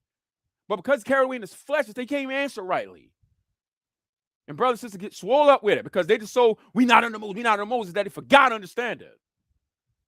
And they think everything's a game, and why this preacher's leading them into lies and slanders against the person they're supposed to be evangelizing to, nobody corrects it. Nobody stands up. None of them other ministers go, hey, wait a minute. They're just sitting back there, letting them lead them into chaos and ruin and bringing shame on the doctrine of Christ and on the church, the rest of us, making us look bad.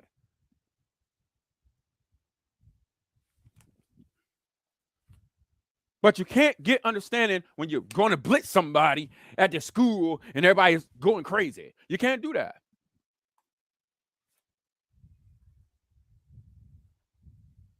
So that's not what it meant. And of course, IUIC is going to use it. Good Lord have mercy. And the fact, when you start cussing and acting all belligerent, you broke the law right there. When you went to the port, when you went ham, you broke the law. Matter of fact, Now. That is incorrect. All right, so then he says,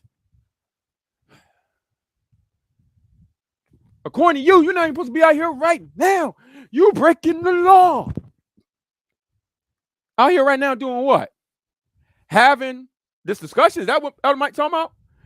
If he knows that, if he knows according to those guys, they shouldn't be out there right now, then why did Elder Mike and the other Christian apologists plan to go to those guys' school on that day to draw them out when they know if they're drawn out, they'll be in sin, according to the doctrine and beliefs?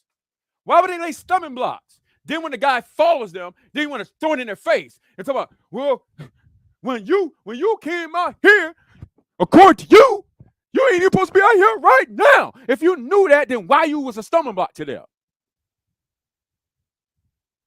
Why'd you go there?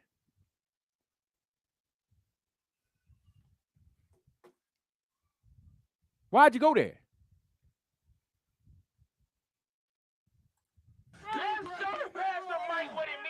Give me Luke chapter 24. And by the way, I obviously don't believe that going outside and doing camp on a Saturday is sin. All right, because they believe that that's and even though the doctor's wrong, hear me when I'm saying this. There are actions of going out to evangelize. That's what they're trying to do. On a Saturday is not sin. All right. The act of evangelizing on a Saturday is not sin. That's why they don't count that as sin. They don't count being out there with Elder Mike as sin because they're defending the faith and doing good on the Sabbath day. All right. That's how they absolve themselves from this. So when they go out and do camps and stuff like that, they absolve themselves from any guilt because they're just going to evangelize. And it's lawful to do well on the Sabbath day. And so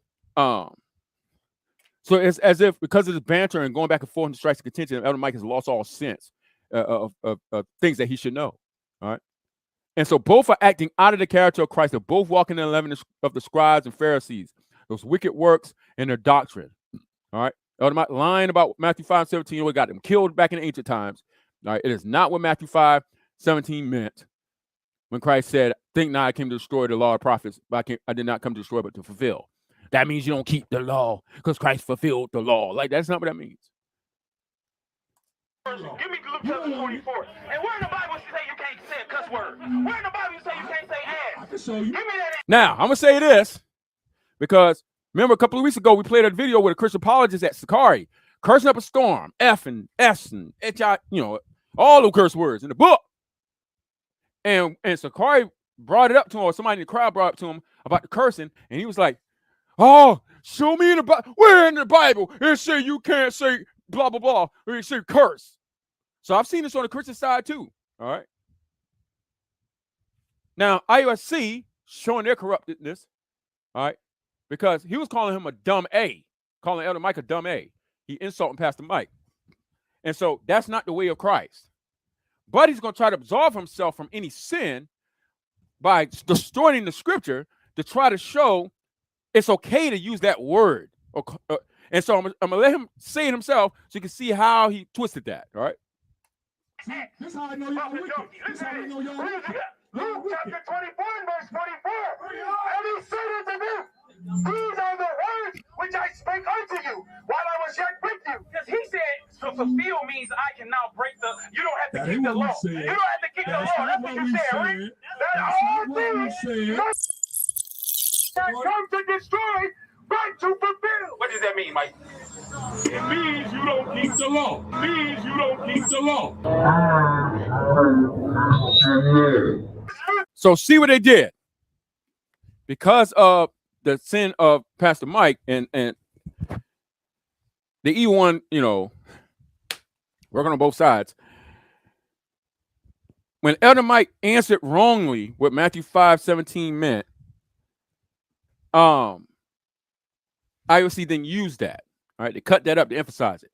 Because you got to understand that Matthew 5:17 did not mean you didn't keep the law. I didn't mean that when Christ said that. And when I say law, I mean law of Moses. Matthew 5:17 didn't mean, when Christ taught it, it didn't mean don't keep the law of Moses. That's not what it meant. It didn't mean that. It didn't mean don't keep the law of Moses because I fulfilled it. That's not what Matthew 5:17 meant. All right. Yes, Christ would eventually fulfill his purpose. And yes, we're not obligated to Moses now that the New Testament established. But when Christ was giving this teaching, it didn't mean don't keep the law of Moses. Okay. And so, but because he answered that, all right, and answered that way in the midst of his contention and slander and stuff, talking about he eat pork now.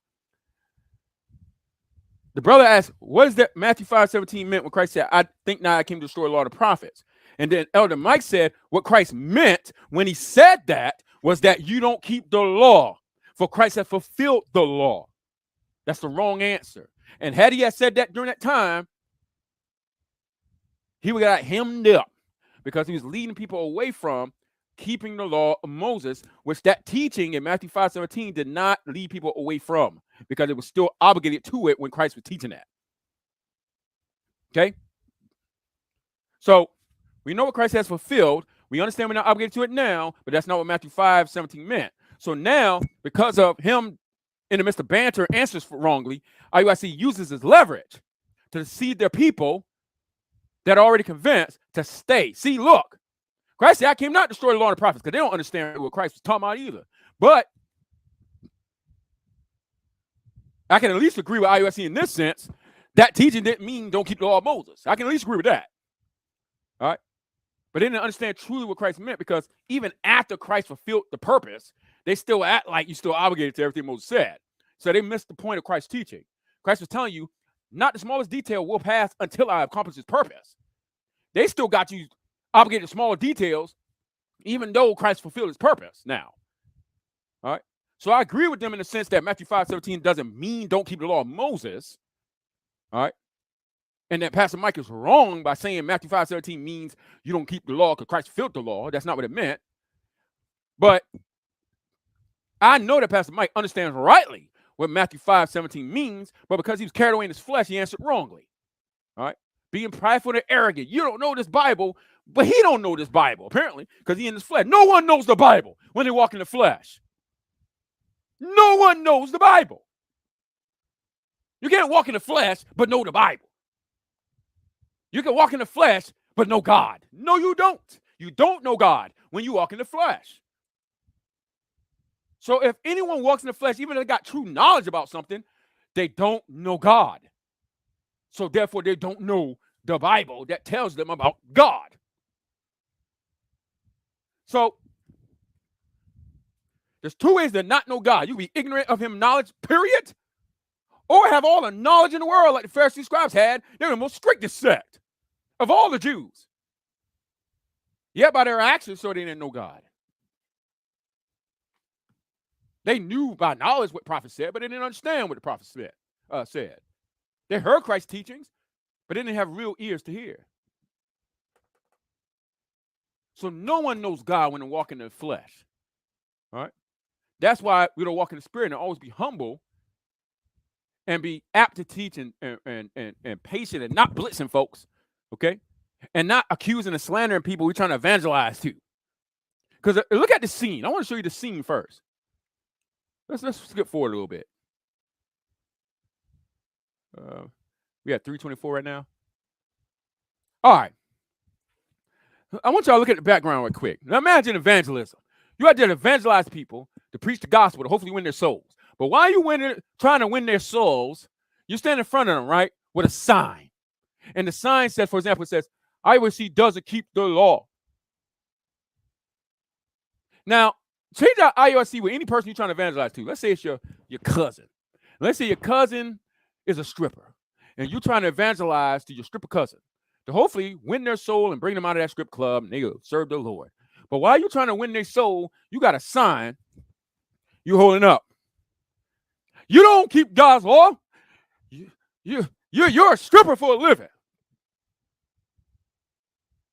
You just hold up the sign. While you're trying to talk to them, they keep looking at the sign you're holding up. You don't do this. You don't do that. You don't do this. You don't do that. And you expect this evangelism for you? Ain't enough to just talk to them and hopefully their soul be convicted by the message that you preach about Christ and what he came to do for mankind, because all men know they've sinned. All men know they ain't perfect. There's a common saying among all men, we all make mistakes. Everybody know they make mistakes. They need to understand that those mistakes are worthy of death. Just one mistake. And then preach about the grace of God. But while you on the so imagine you go to the person, you tell them about their sins, right? And how bad it was. And now you moved on from, you're bad, you're terrible, and you're going to die. Now you move into the grace part, right? You're talking about Jesus Christ and the salvation and how it's for you and stuff.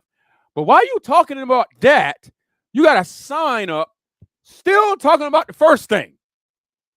Still talking about you don't obey God, you don't obey God, you don't obey God. And they're trying to hear you. They're trying to hear you out with the grace thing, because they know they don't obey God. At this point, they already moved in. They're like, yeah, I don't obey God. And you're trying to move on to the grace part, but you got a sign right there in their face. You don't obey God. You don't obey God. You ain't like you had to sign up before, and then once you got on the grace part, you put the sign down. But no, while you move on to the grace part, you ain't perfect. You ain't perfect. That ain't evangelism. That ain't evangelism.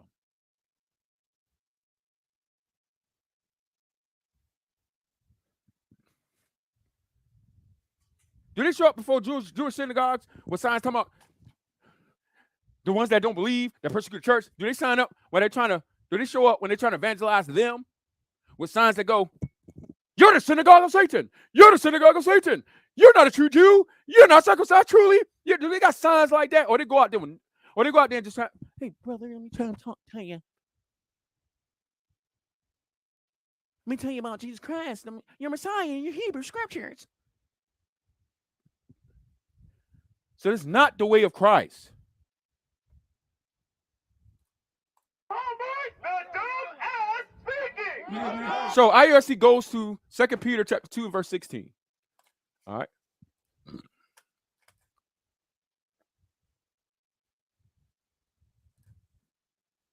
To try to excuse themselves from sinning by calling Elder Mike a dummy.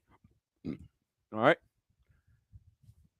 And their excuse that they're not sinning is because of what 2 Peter 2 and 16 says. Now let's look at what I'm gonna read it from the KJV, since they are KJV only is.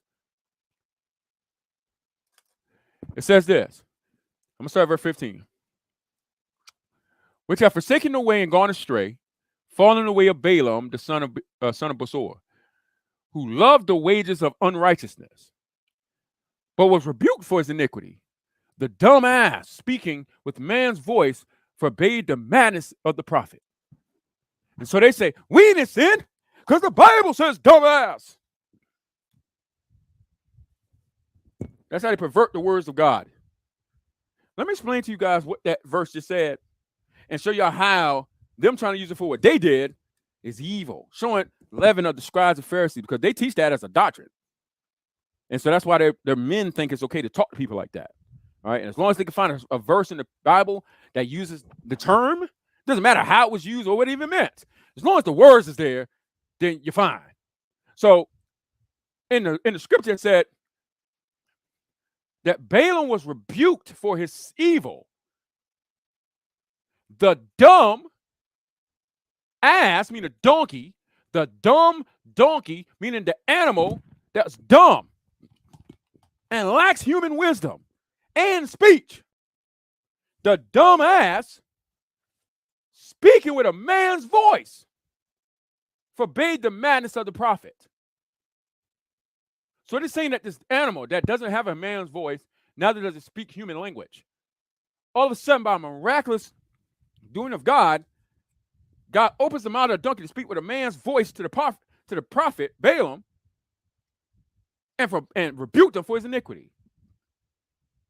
That's what that meant. Now, what IYC did, let's go back to what they did. All right. We're at 434 right now. All right. I was sinning. That's what the Bible says. So Mike also said it's a sin for me to be saying ass. When I call him a dumb ass, I was sinning. That's what the Bible says. Now, the brother Samson called Elder Mike a dumbass. That's an insult. That's an insult to Elder Mike. You a dumbass. Okay? See, you're insulting him, using the phrase dumbass or dumb donkey as a derogatory insult towards a fellow mankind, image bearer of God. Okay? So he insults Pastor Mike, but he excuses himself of sinning, which is insulting. He excused himself by going to when the Apostle Peter said that a dumb ass, a dumb donkey that didn't speak with human voice by nature and stuff like that, God opened that donkey's mouth to speak with a human voice to rebuke the prophet of his iniquity. So if you're going to use 2 Peter 2:16 to try to excuse yourself in a scenario for the term of dumbass, it isn't because you call somebody else a dumbass. It's because you're the dumbass that spoke. You're the dumb donkey that spoke and rebuked the false prophet. In this case, in your sight, it'd be Elder Mike, who's Balaam, right? Who's the false prophet Balaam or whatever. So I see Samson in 2 Peter 16, since he want to apply it to himself, he is the dumb donkey in the scenario who opens his mouth and rebukes the prophet for his madness. But that's not what happened here. He used the phrase dumb A to insult someone, which is sinning in the sight of God. Then try to excuse his sin by using a passage that actually makes him the dumb A if he's the person rebuking the false prophet. Because if he's saying, me calling you a dumb A ain't sin, because look, the word's used in the Bible. The word wasn't used to insult anybody. It was talking about the animal who didn't speak with a human voice. So he's using these phrases in the Bible to excuse his insulting and belittling people. That's not the way of Christ. That's the leaven of the scribes and Pharisees. Don't follow that pattern. Don't follow his pattern. Don't follow the lies you heard from Elder Mike. Don't follow the character you see from IOIC. Don't follow the character you've seen from Elder Mike and the ones with him that's carried away with his hypocrisies. Hold on.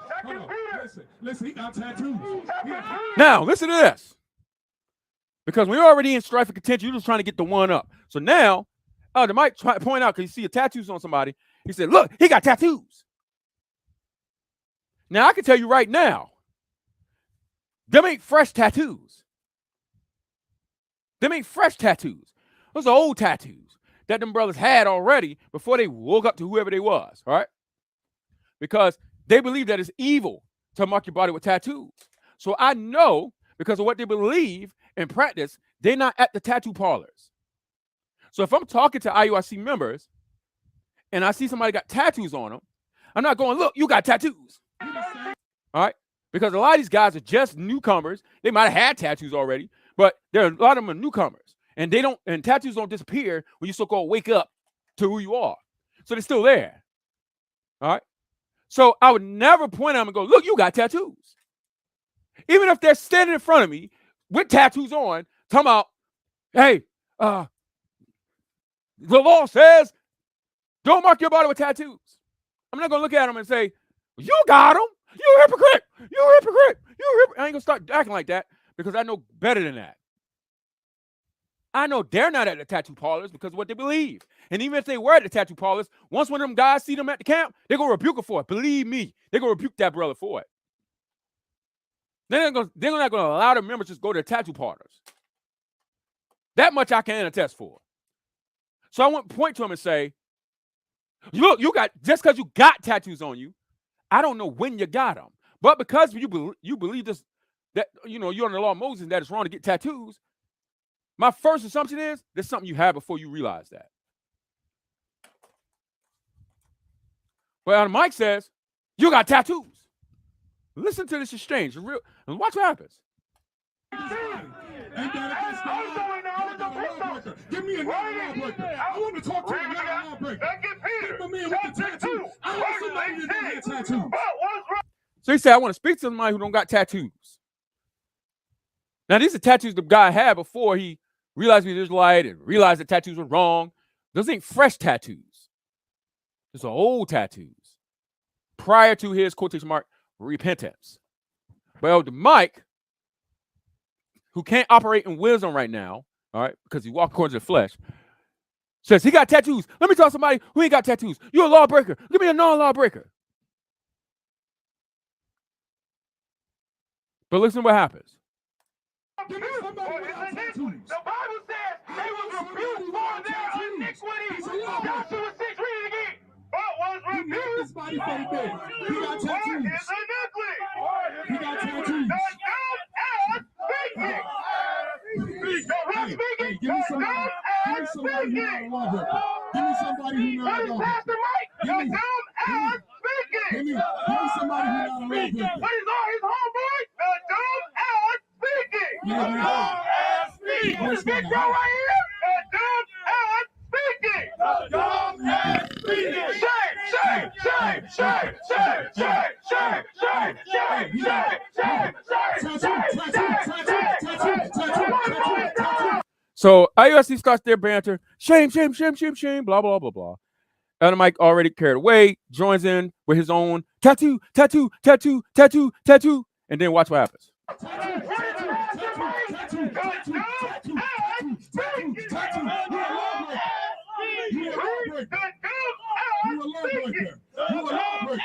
Now, when I got these tattoos, I was in the world. I was doing a lot of stuff. And I got beat. None of y'all would have ran up on me. So the brother, Samson, says, he explains himself, which Elder Mike should have known this. So the guy explains and says, these tattoos you see I got, that's when I was in the world. Elder Mike responds, you're still in the world. Right? Now, it's true these brothers ain't really in Christ. So, yes, they are still in the world. But nevertheless, we ain't dealing whether they were in the world or not. Elder Mike saw he had tattoos on and wanted to condemn him under the law for it. And so he says, you're a lawbreaker. Let me talk to somebody that's not a lawbreaker. Look, you got tattoos. Tattoo, tattoo, tattoo, tattoo, tattoo. So then the brother explains to him, just like Elder Mike was going, he report now. He report now. The brother said, these tattoos, I had them before. I had them while I was still in the world. And what that means from that brother is, before I woke up to the knowledge of who I was and repented of my sins, and now I keep the commandments of God. Because contrary to popular consensus among a lot of Christians, sadly, when it comes to marking your body for the dead or marking your skin with tattoos, that's something you're yourself still are not to do. You yourself, even under the New Testament, is not to treat your body in such a way, not to mark your body for the dead. It's still ancestral worship. That wasn't a ceremonial custom. That wasn't a ceremonial purity. That was the moral law of God, okay, that we say we still obligated to.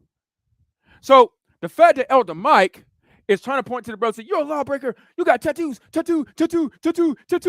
And the guy got to tell him, I had these tattoos before I woke up to who I was and before I repented of my sins, and I keep the law of God. You don't find no new tattoos on me, bro.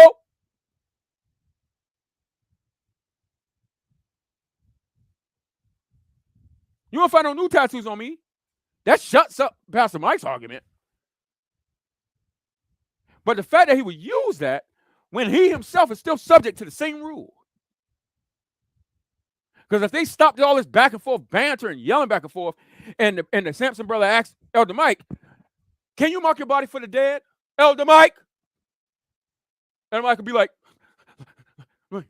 let me bless you right quick. No, we can't mark our body for the dead.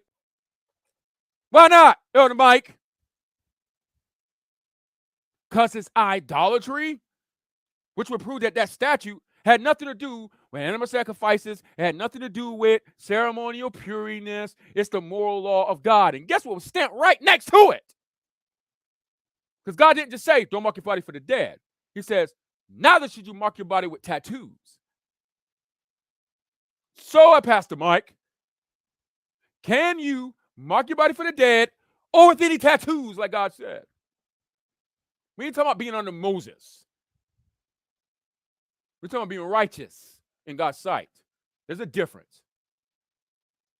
But because it's banter, Elder Mike has put himself in a corner because now, since he's using it to go, you're a lawbreaker, you're a lawbreaker, you're a lawbreaker, listen to what IOC does. And now y'all want to run up, and this is what the Bible is saying. Read the Pastor Mike, the dumb ass So now they point to the Christian in front of them, the guy in the white shirt. They point to the fact he got tattoos on, and they're gonna bring up to Pastor Mike. Watch what happens. Wow, I thought it was unlawful to say dumb ass. What about? Where?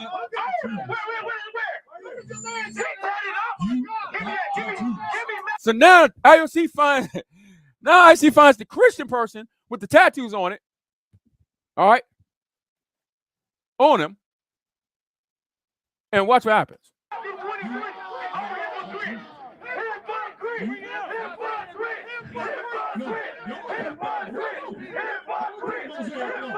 So, listen to what Pastor Mike said. I know it's hard to hear with all that stuff, so listen real close. We'll back up just a little bit.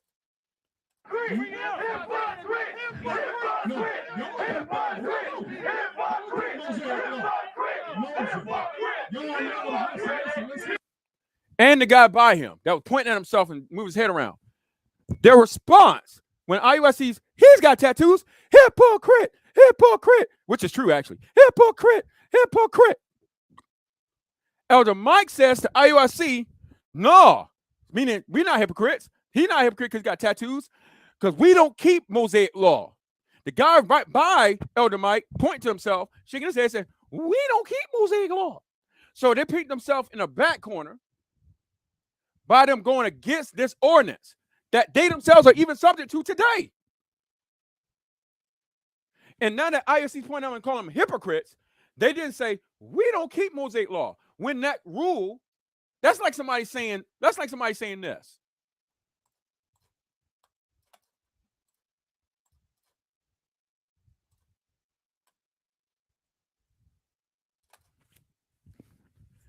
All right, in the law of God, it says, verse 2, speak to all the congregation of the children of Israel and say unto them, ye shall be holy, for I am the Lord your God am holy.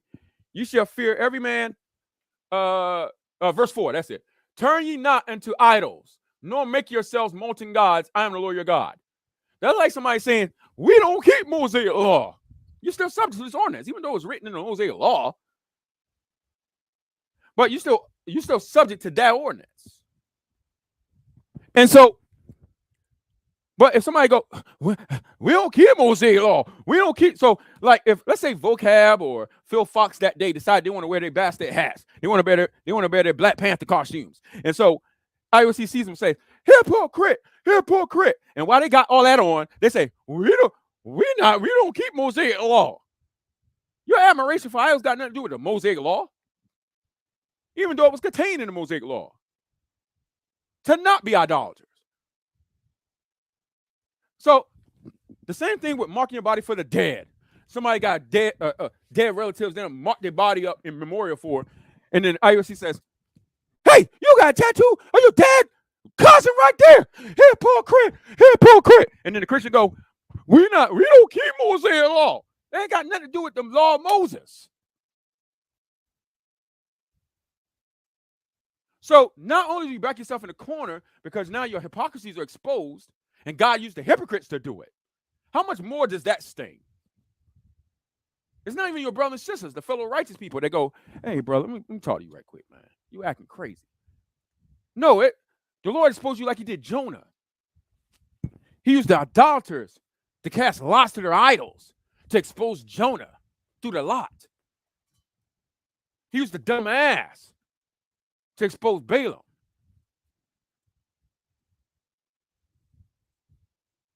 God used the lying prophet to condemn the true prophet who didn't follow the Lord's instructions. And now the Lord is using hypocrites, IUIC, to expose the hypocrisy in Elder Micah now.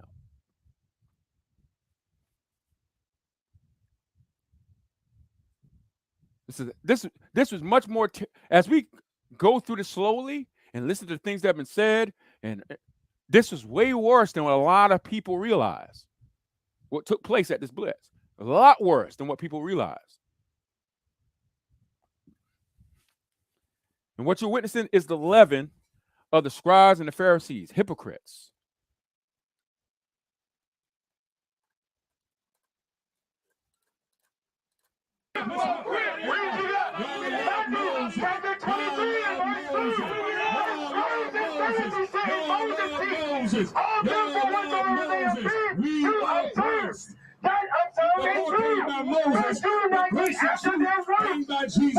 All those truths that are being thrown out there in the wind right now, because that's all they're being thrown out to. They're not landing on anybody.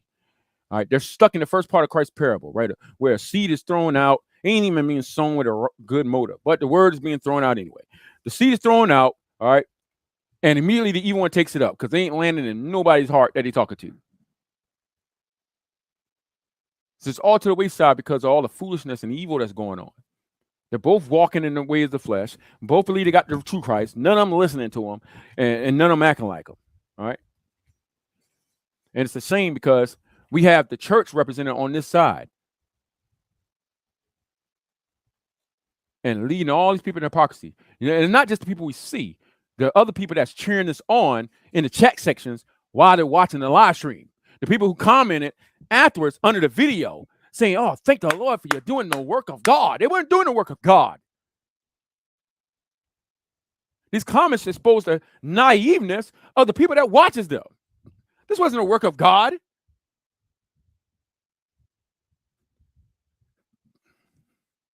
You think it's a work of God just because those guys preach false doctrine, you supposedly got true doctrine, you show up to them, and that's the work of God because you was quoting up the right information?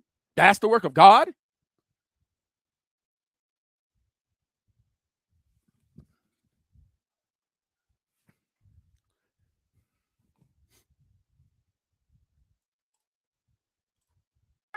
And do not. They do what they say? Say and do not. Joshua 6, what do they do? I ain't gonna make it through this whole video today. What they say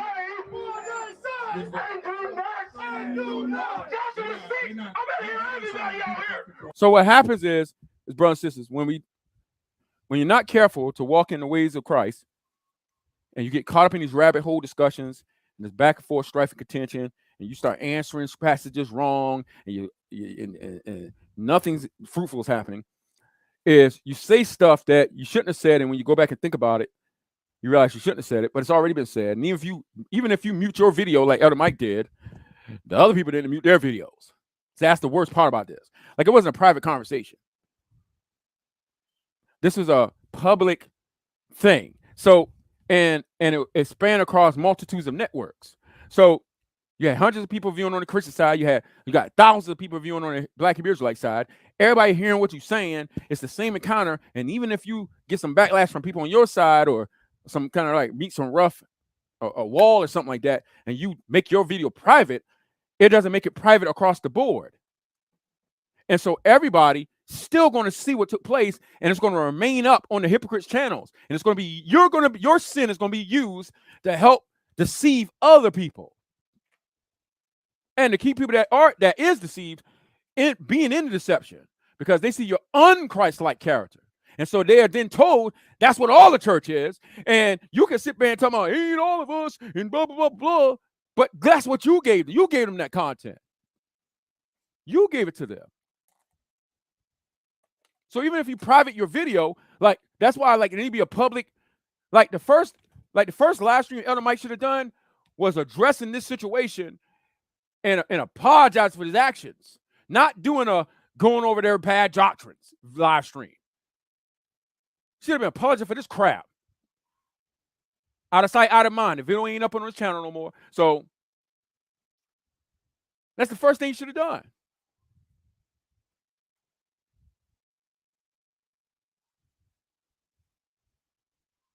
Remember, evil spirits. Remember the person that was possessed by the demon that followed around the apostles and them for a couple of days, yelling out, "These men are the messengers of God. They come to show you the ways of salvation." And she kept repeating that over and over again, and finally it annoyed the Apostle Peter so much, he turned around and rebuked that spirit and cast it out of her. So remember, the angelic forces are fallen angels. That means they had a former state.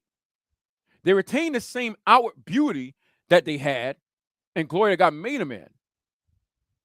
They're not ugly red creatures, and the devil's not a red man with a pitchfork. If God was to unveil your eyes and you saw Satan, you'd probably cry how beautiful he is. The whole world goes after him. That's how beautiful he is. He's so beautiful, the whole world goes after him. Flocks to him.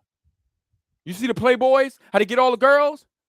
Who leads them to be playboys like that? The devil.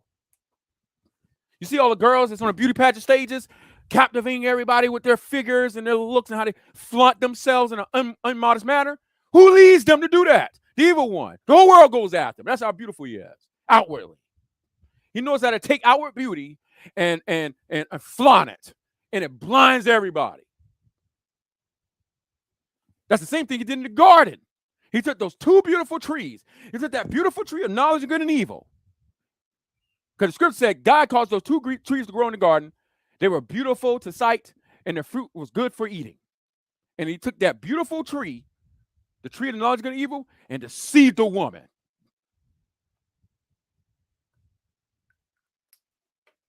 So don't think that the demonic powers can't go blurting out truths and say right things at times.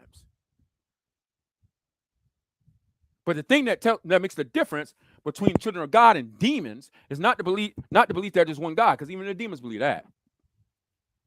Not is it the ability to say that Jesus is the Christ, because even demons will say that.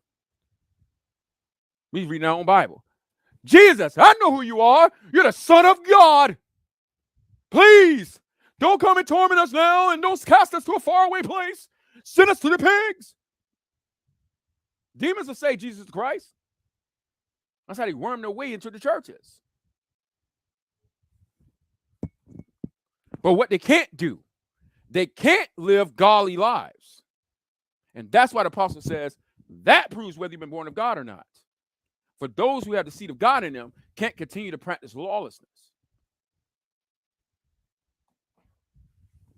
But saying Jesus is the Christ, a demon can say that. Saying there's only one God, a demon can say that. They believe the same thing. Only dumb humans that corrupted by the foolish evil one in his actions, they're the only ones that believe there's multitudes of gods. The angels don't actually believe there's multitudes of gods, but they leave men to believe that. You're more fallen than angels is. They fallen, and even they don't believe there's multitudes of gods. Men fall so bad they think it's multitudes of gods. So,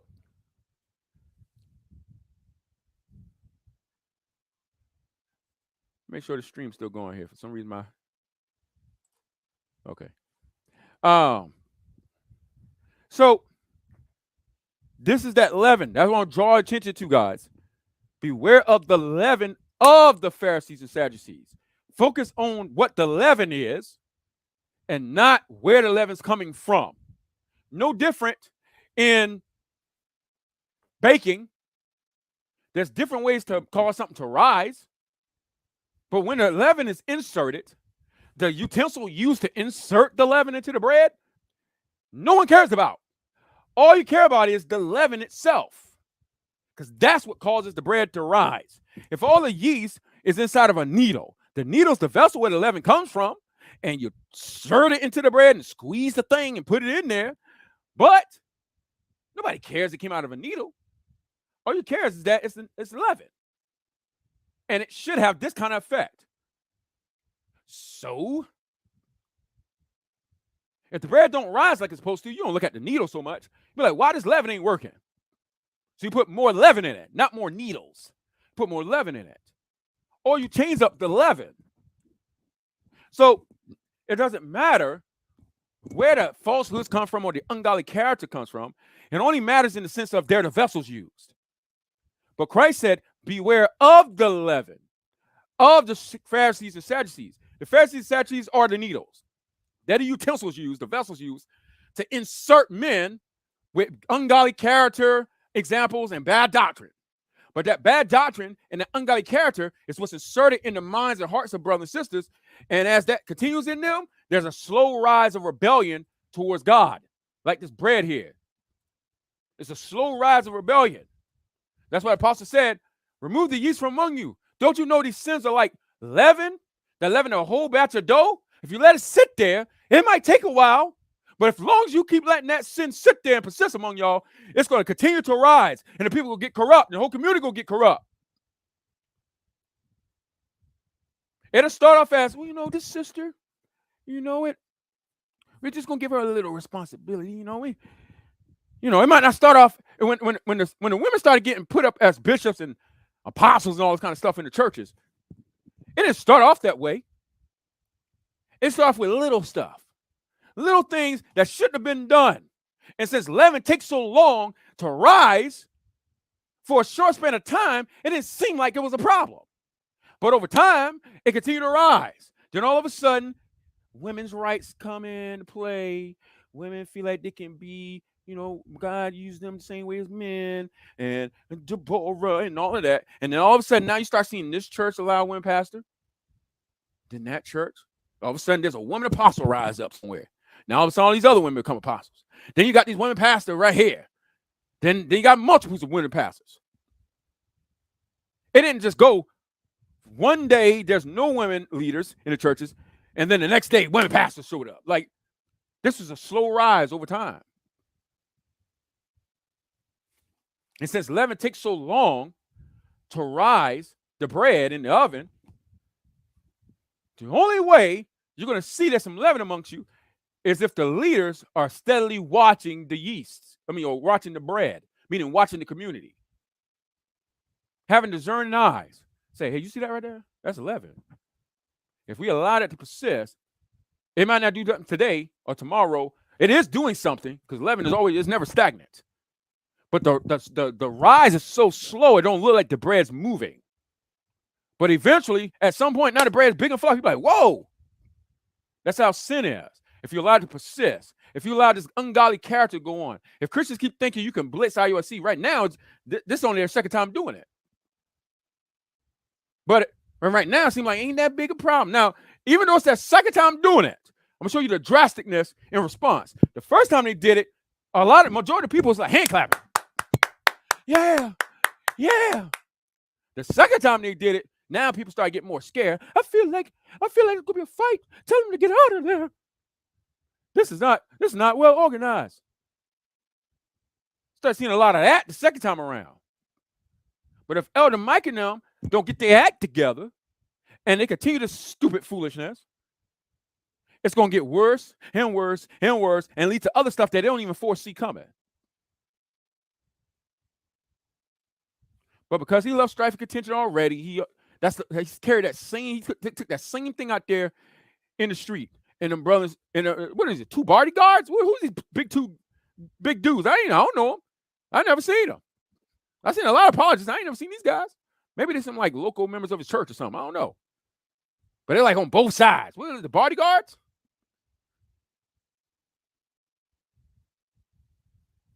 If anybody step the other mic, they're going to jump in. Is that what this is? The security team? I don't think it's a coincidence the two big giant dudes are on the sides of them. I don't believe that's a coincidence. But nevertheless, this is what's happening. And it's corrupt. So just as it took 6 hours for this bread to rise, and y'all saw how slow it was moving, even in the time lapse. Imagine in real time, it was moving so slow. If you took your eyes off it for enough time, you open your eyes back up, you'd be like, oh, nothing wrong. Go back to sleep. Wake your eyes up, second hour. Oh, yeah, nothing wrong. Go back to sleep. Mess around, take a 4-hour nap, wake back up, this bread is super big. You'd be like, oh, man, I got that big. That's the same effect. So Christ said, beware of the yeast. What was the yeast? What was the yeast of the leaven of the scribes and Pharisees? Because when Christ made that statement, by the way, okay, it wasn't talking because they teach the law of Moses. Like that wasn't the problem. They were supposed to teach the law of Moses. The law of Moses was in effect. They were obligated to the law of Moses. When Christ said, beware the yeast of the leaven Pharisees, he wasn't talking about the fact that they say wear fringes or they don't eat pork or the fact that they, teach you got to keep feast days or something like that. They were supposed to. It wasn't the fact that, they said, when you're cleansed of leprosy, show yourself to the priest. That's why Christ even said to his own disciples during the time, he said, the Pharisees, scribes are the official interpreters of the law of Moses. Therefore, whatever they bid you to do it. But don't follow their conduct, for they don't practice what they preach. What they preach was the law of God, which included the covenant of Moses. And Christ said, but they don't walk according to what they preach. Man, they should have walked according to it. They weren't preaching the gospel. It wasn't a gospel dispensation. The New Testament wasn't established yet. Christ hadn't fulfilled the law's purpose. So the problem wasn't that they were teaching feast days and wearing fringes and not eating pork or something. That wasn't the problem with the Pharisees and scribes during that time.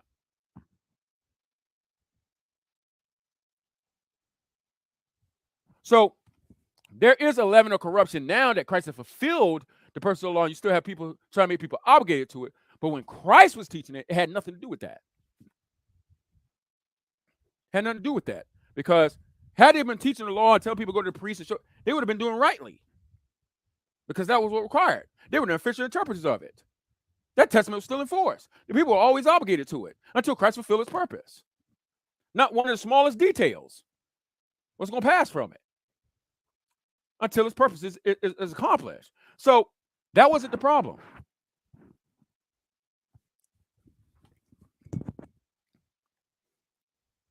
So with that not being the problem, what was the problem? Hypocrisy, not practicing what they preach.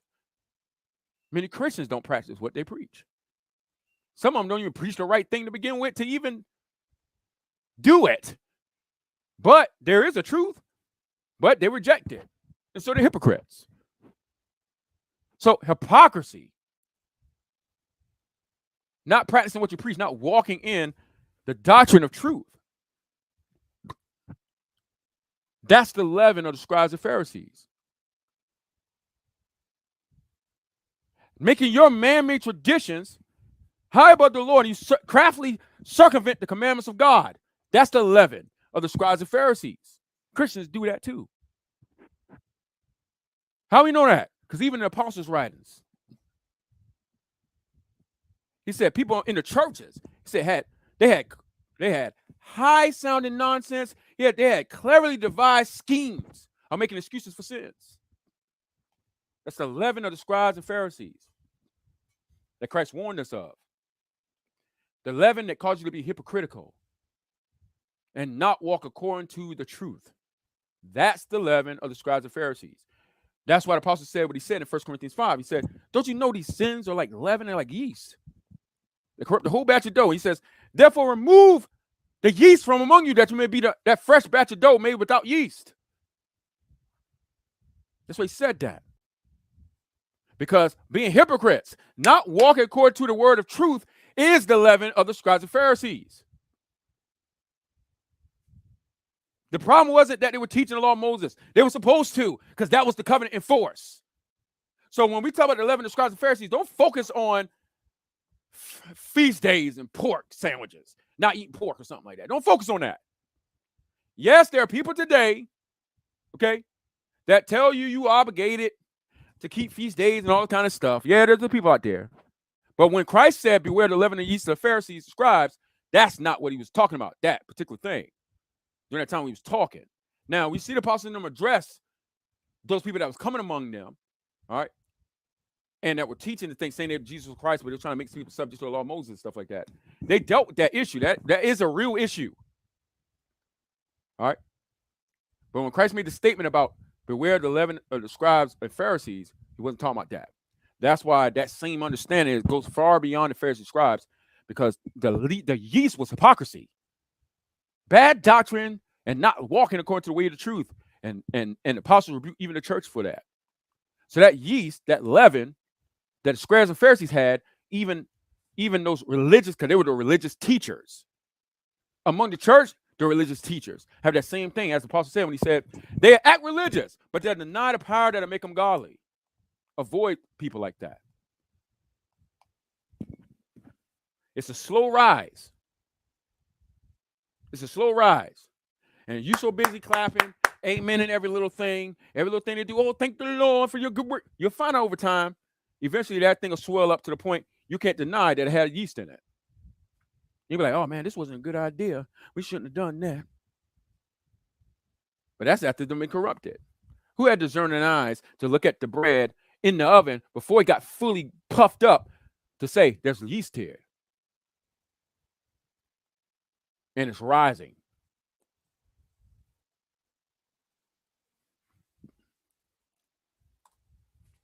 I'm going to split this up and do part 2, Lord's will. And so,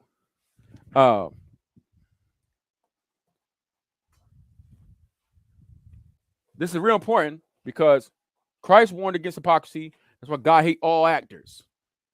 That's where you get the word actor from. All right. Hypocrite or hypocrite in the Greek. That's why if you look in church history, actors and the people in theater were like, they was viewed as lowly people, not like poor lowly. All right. Like lowly, like one of the most immoral people. All right. In the sight of the churches.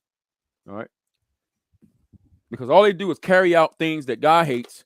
The corruptors, they take on images of various people and they begin to act like them and emulating their actions and things like that. Their evil actions and stuff. The works of hypocrite and they're fake.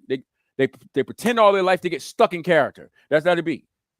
Brother sent me a video a couple of weeks ago of this actor Desmond Israel or whatever, who talked about had to play some drug dealer role in some show on TV. And he had to like do some evil thing, but he wasn't doing it right. He wasn't portraying it right. So he went in the corner and summoned the devil. He's like, come on, devil, help me out. He kept summoning the devil so he could do the role right. Then he did the role right because the devil came and helped him out. And then, and he said for a month straight, he was tormented in dreams.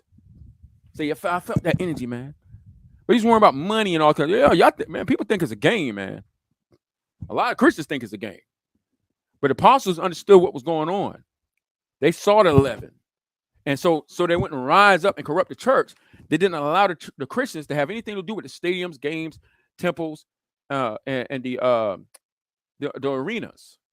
For they're full of pagan immorality and idolatry. So, but a lot of these ministers will lead y'all right into it. Elder Mike's one of them. Pastor Mama's another one. Ambassador Ever, he's another one. They won't condemn these things. They talk about Jesus, the Christ, and all this kind of stuff, but they won't condemn these things that Christ condemns. Some of them employed in it. They made their livelihood off of doing what God hates. So beware of the hypocrisy, the leaven of the scribes and Pharisees, and of those of the religious teachers who act religious, but they're not a power to make them godly. This is what the warning from Christ was. And so that's what happened, man. This, as we move through this, man, this thing was way worse than a lot of people understand, bro. All right. So with that being said, I'm gonna let you guys go. Just want to get on here and talk with you guys for a little bit about these things. Continue to keep everybody in prayer. Those dealing with physical ailments and things like that. But Lord's will, we see you guys in the morning, 9 a.m. Central Time, 10 a.m. Eastern Time for the gathering here for the brothers and sisters. But until then, peace.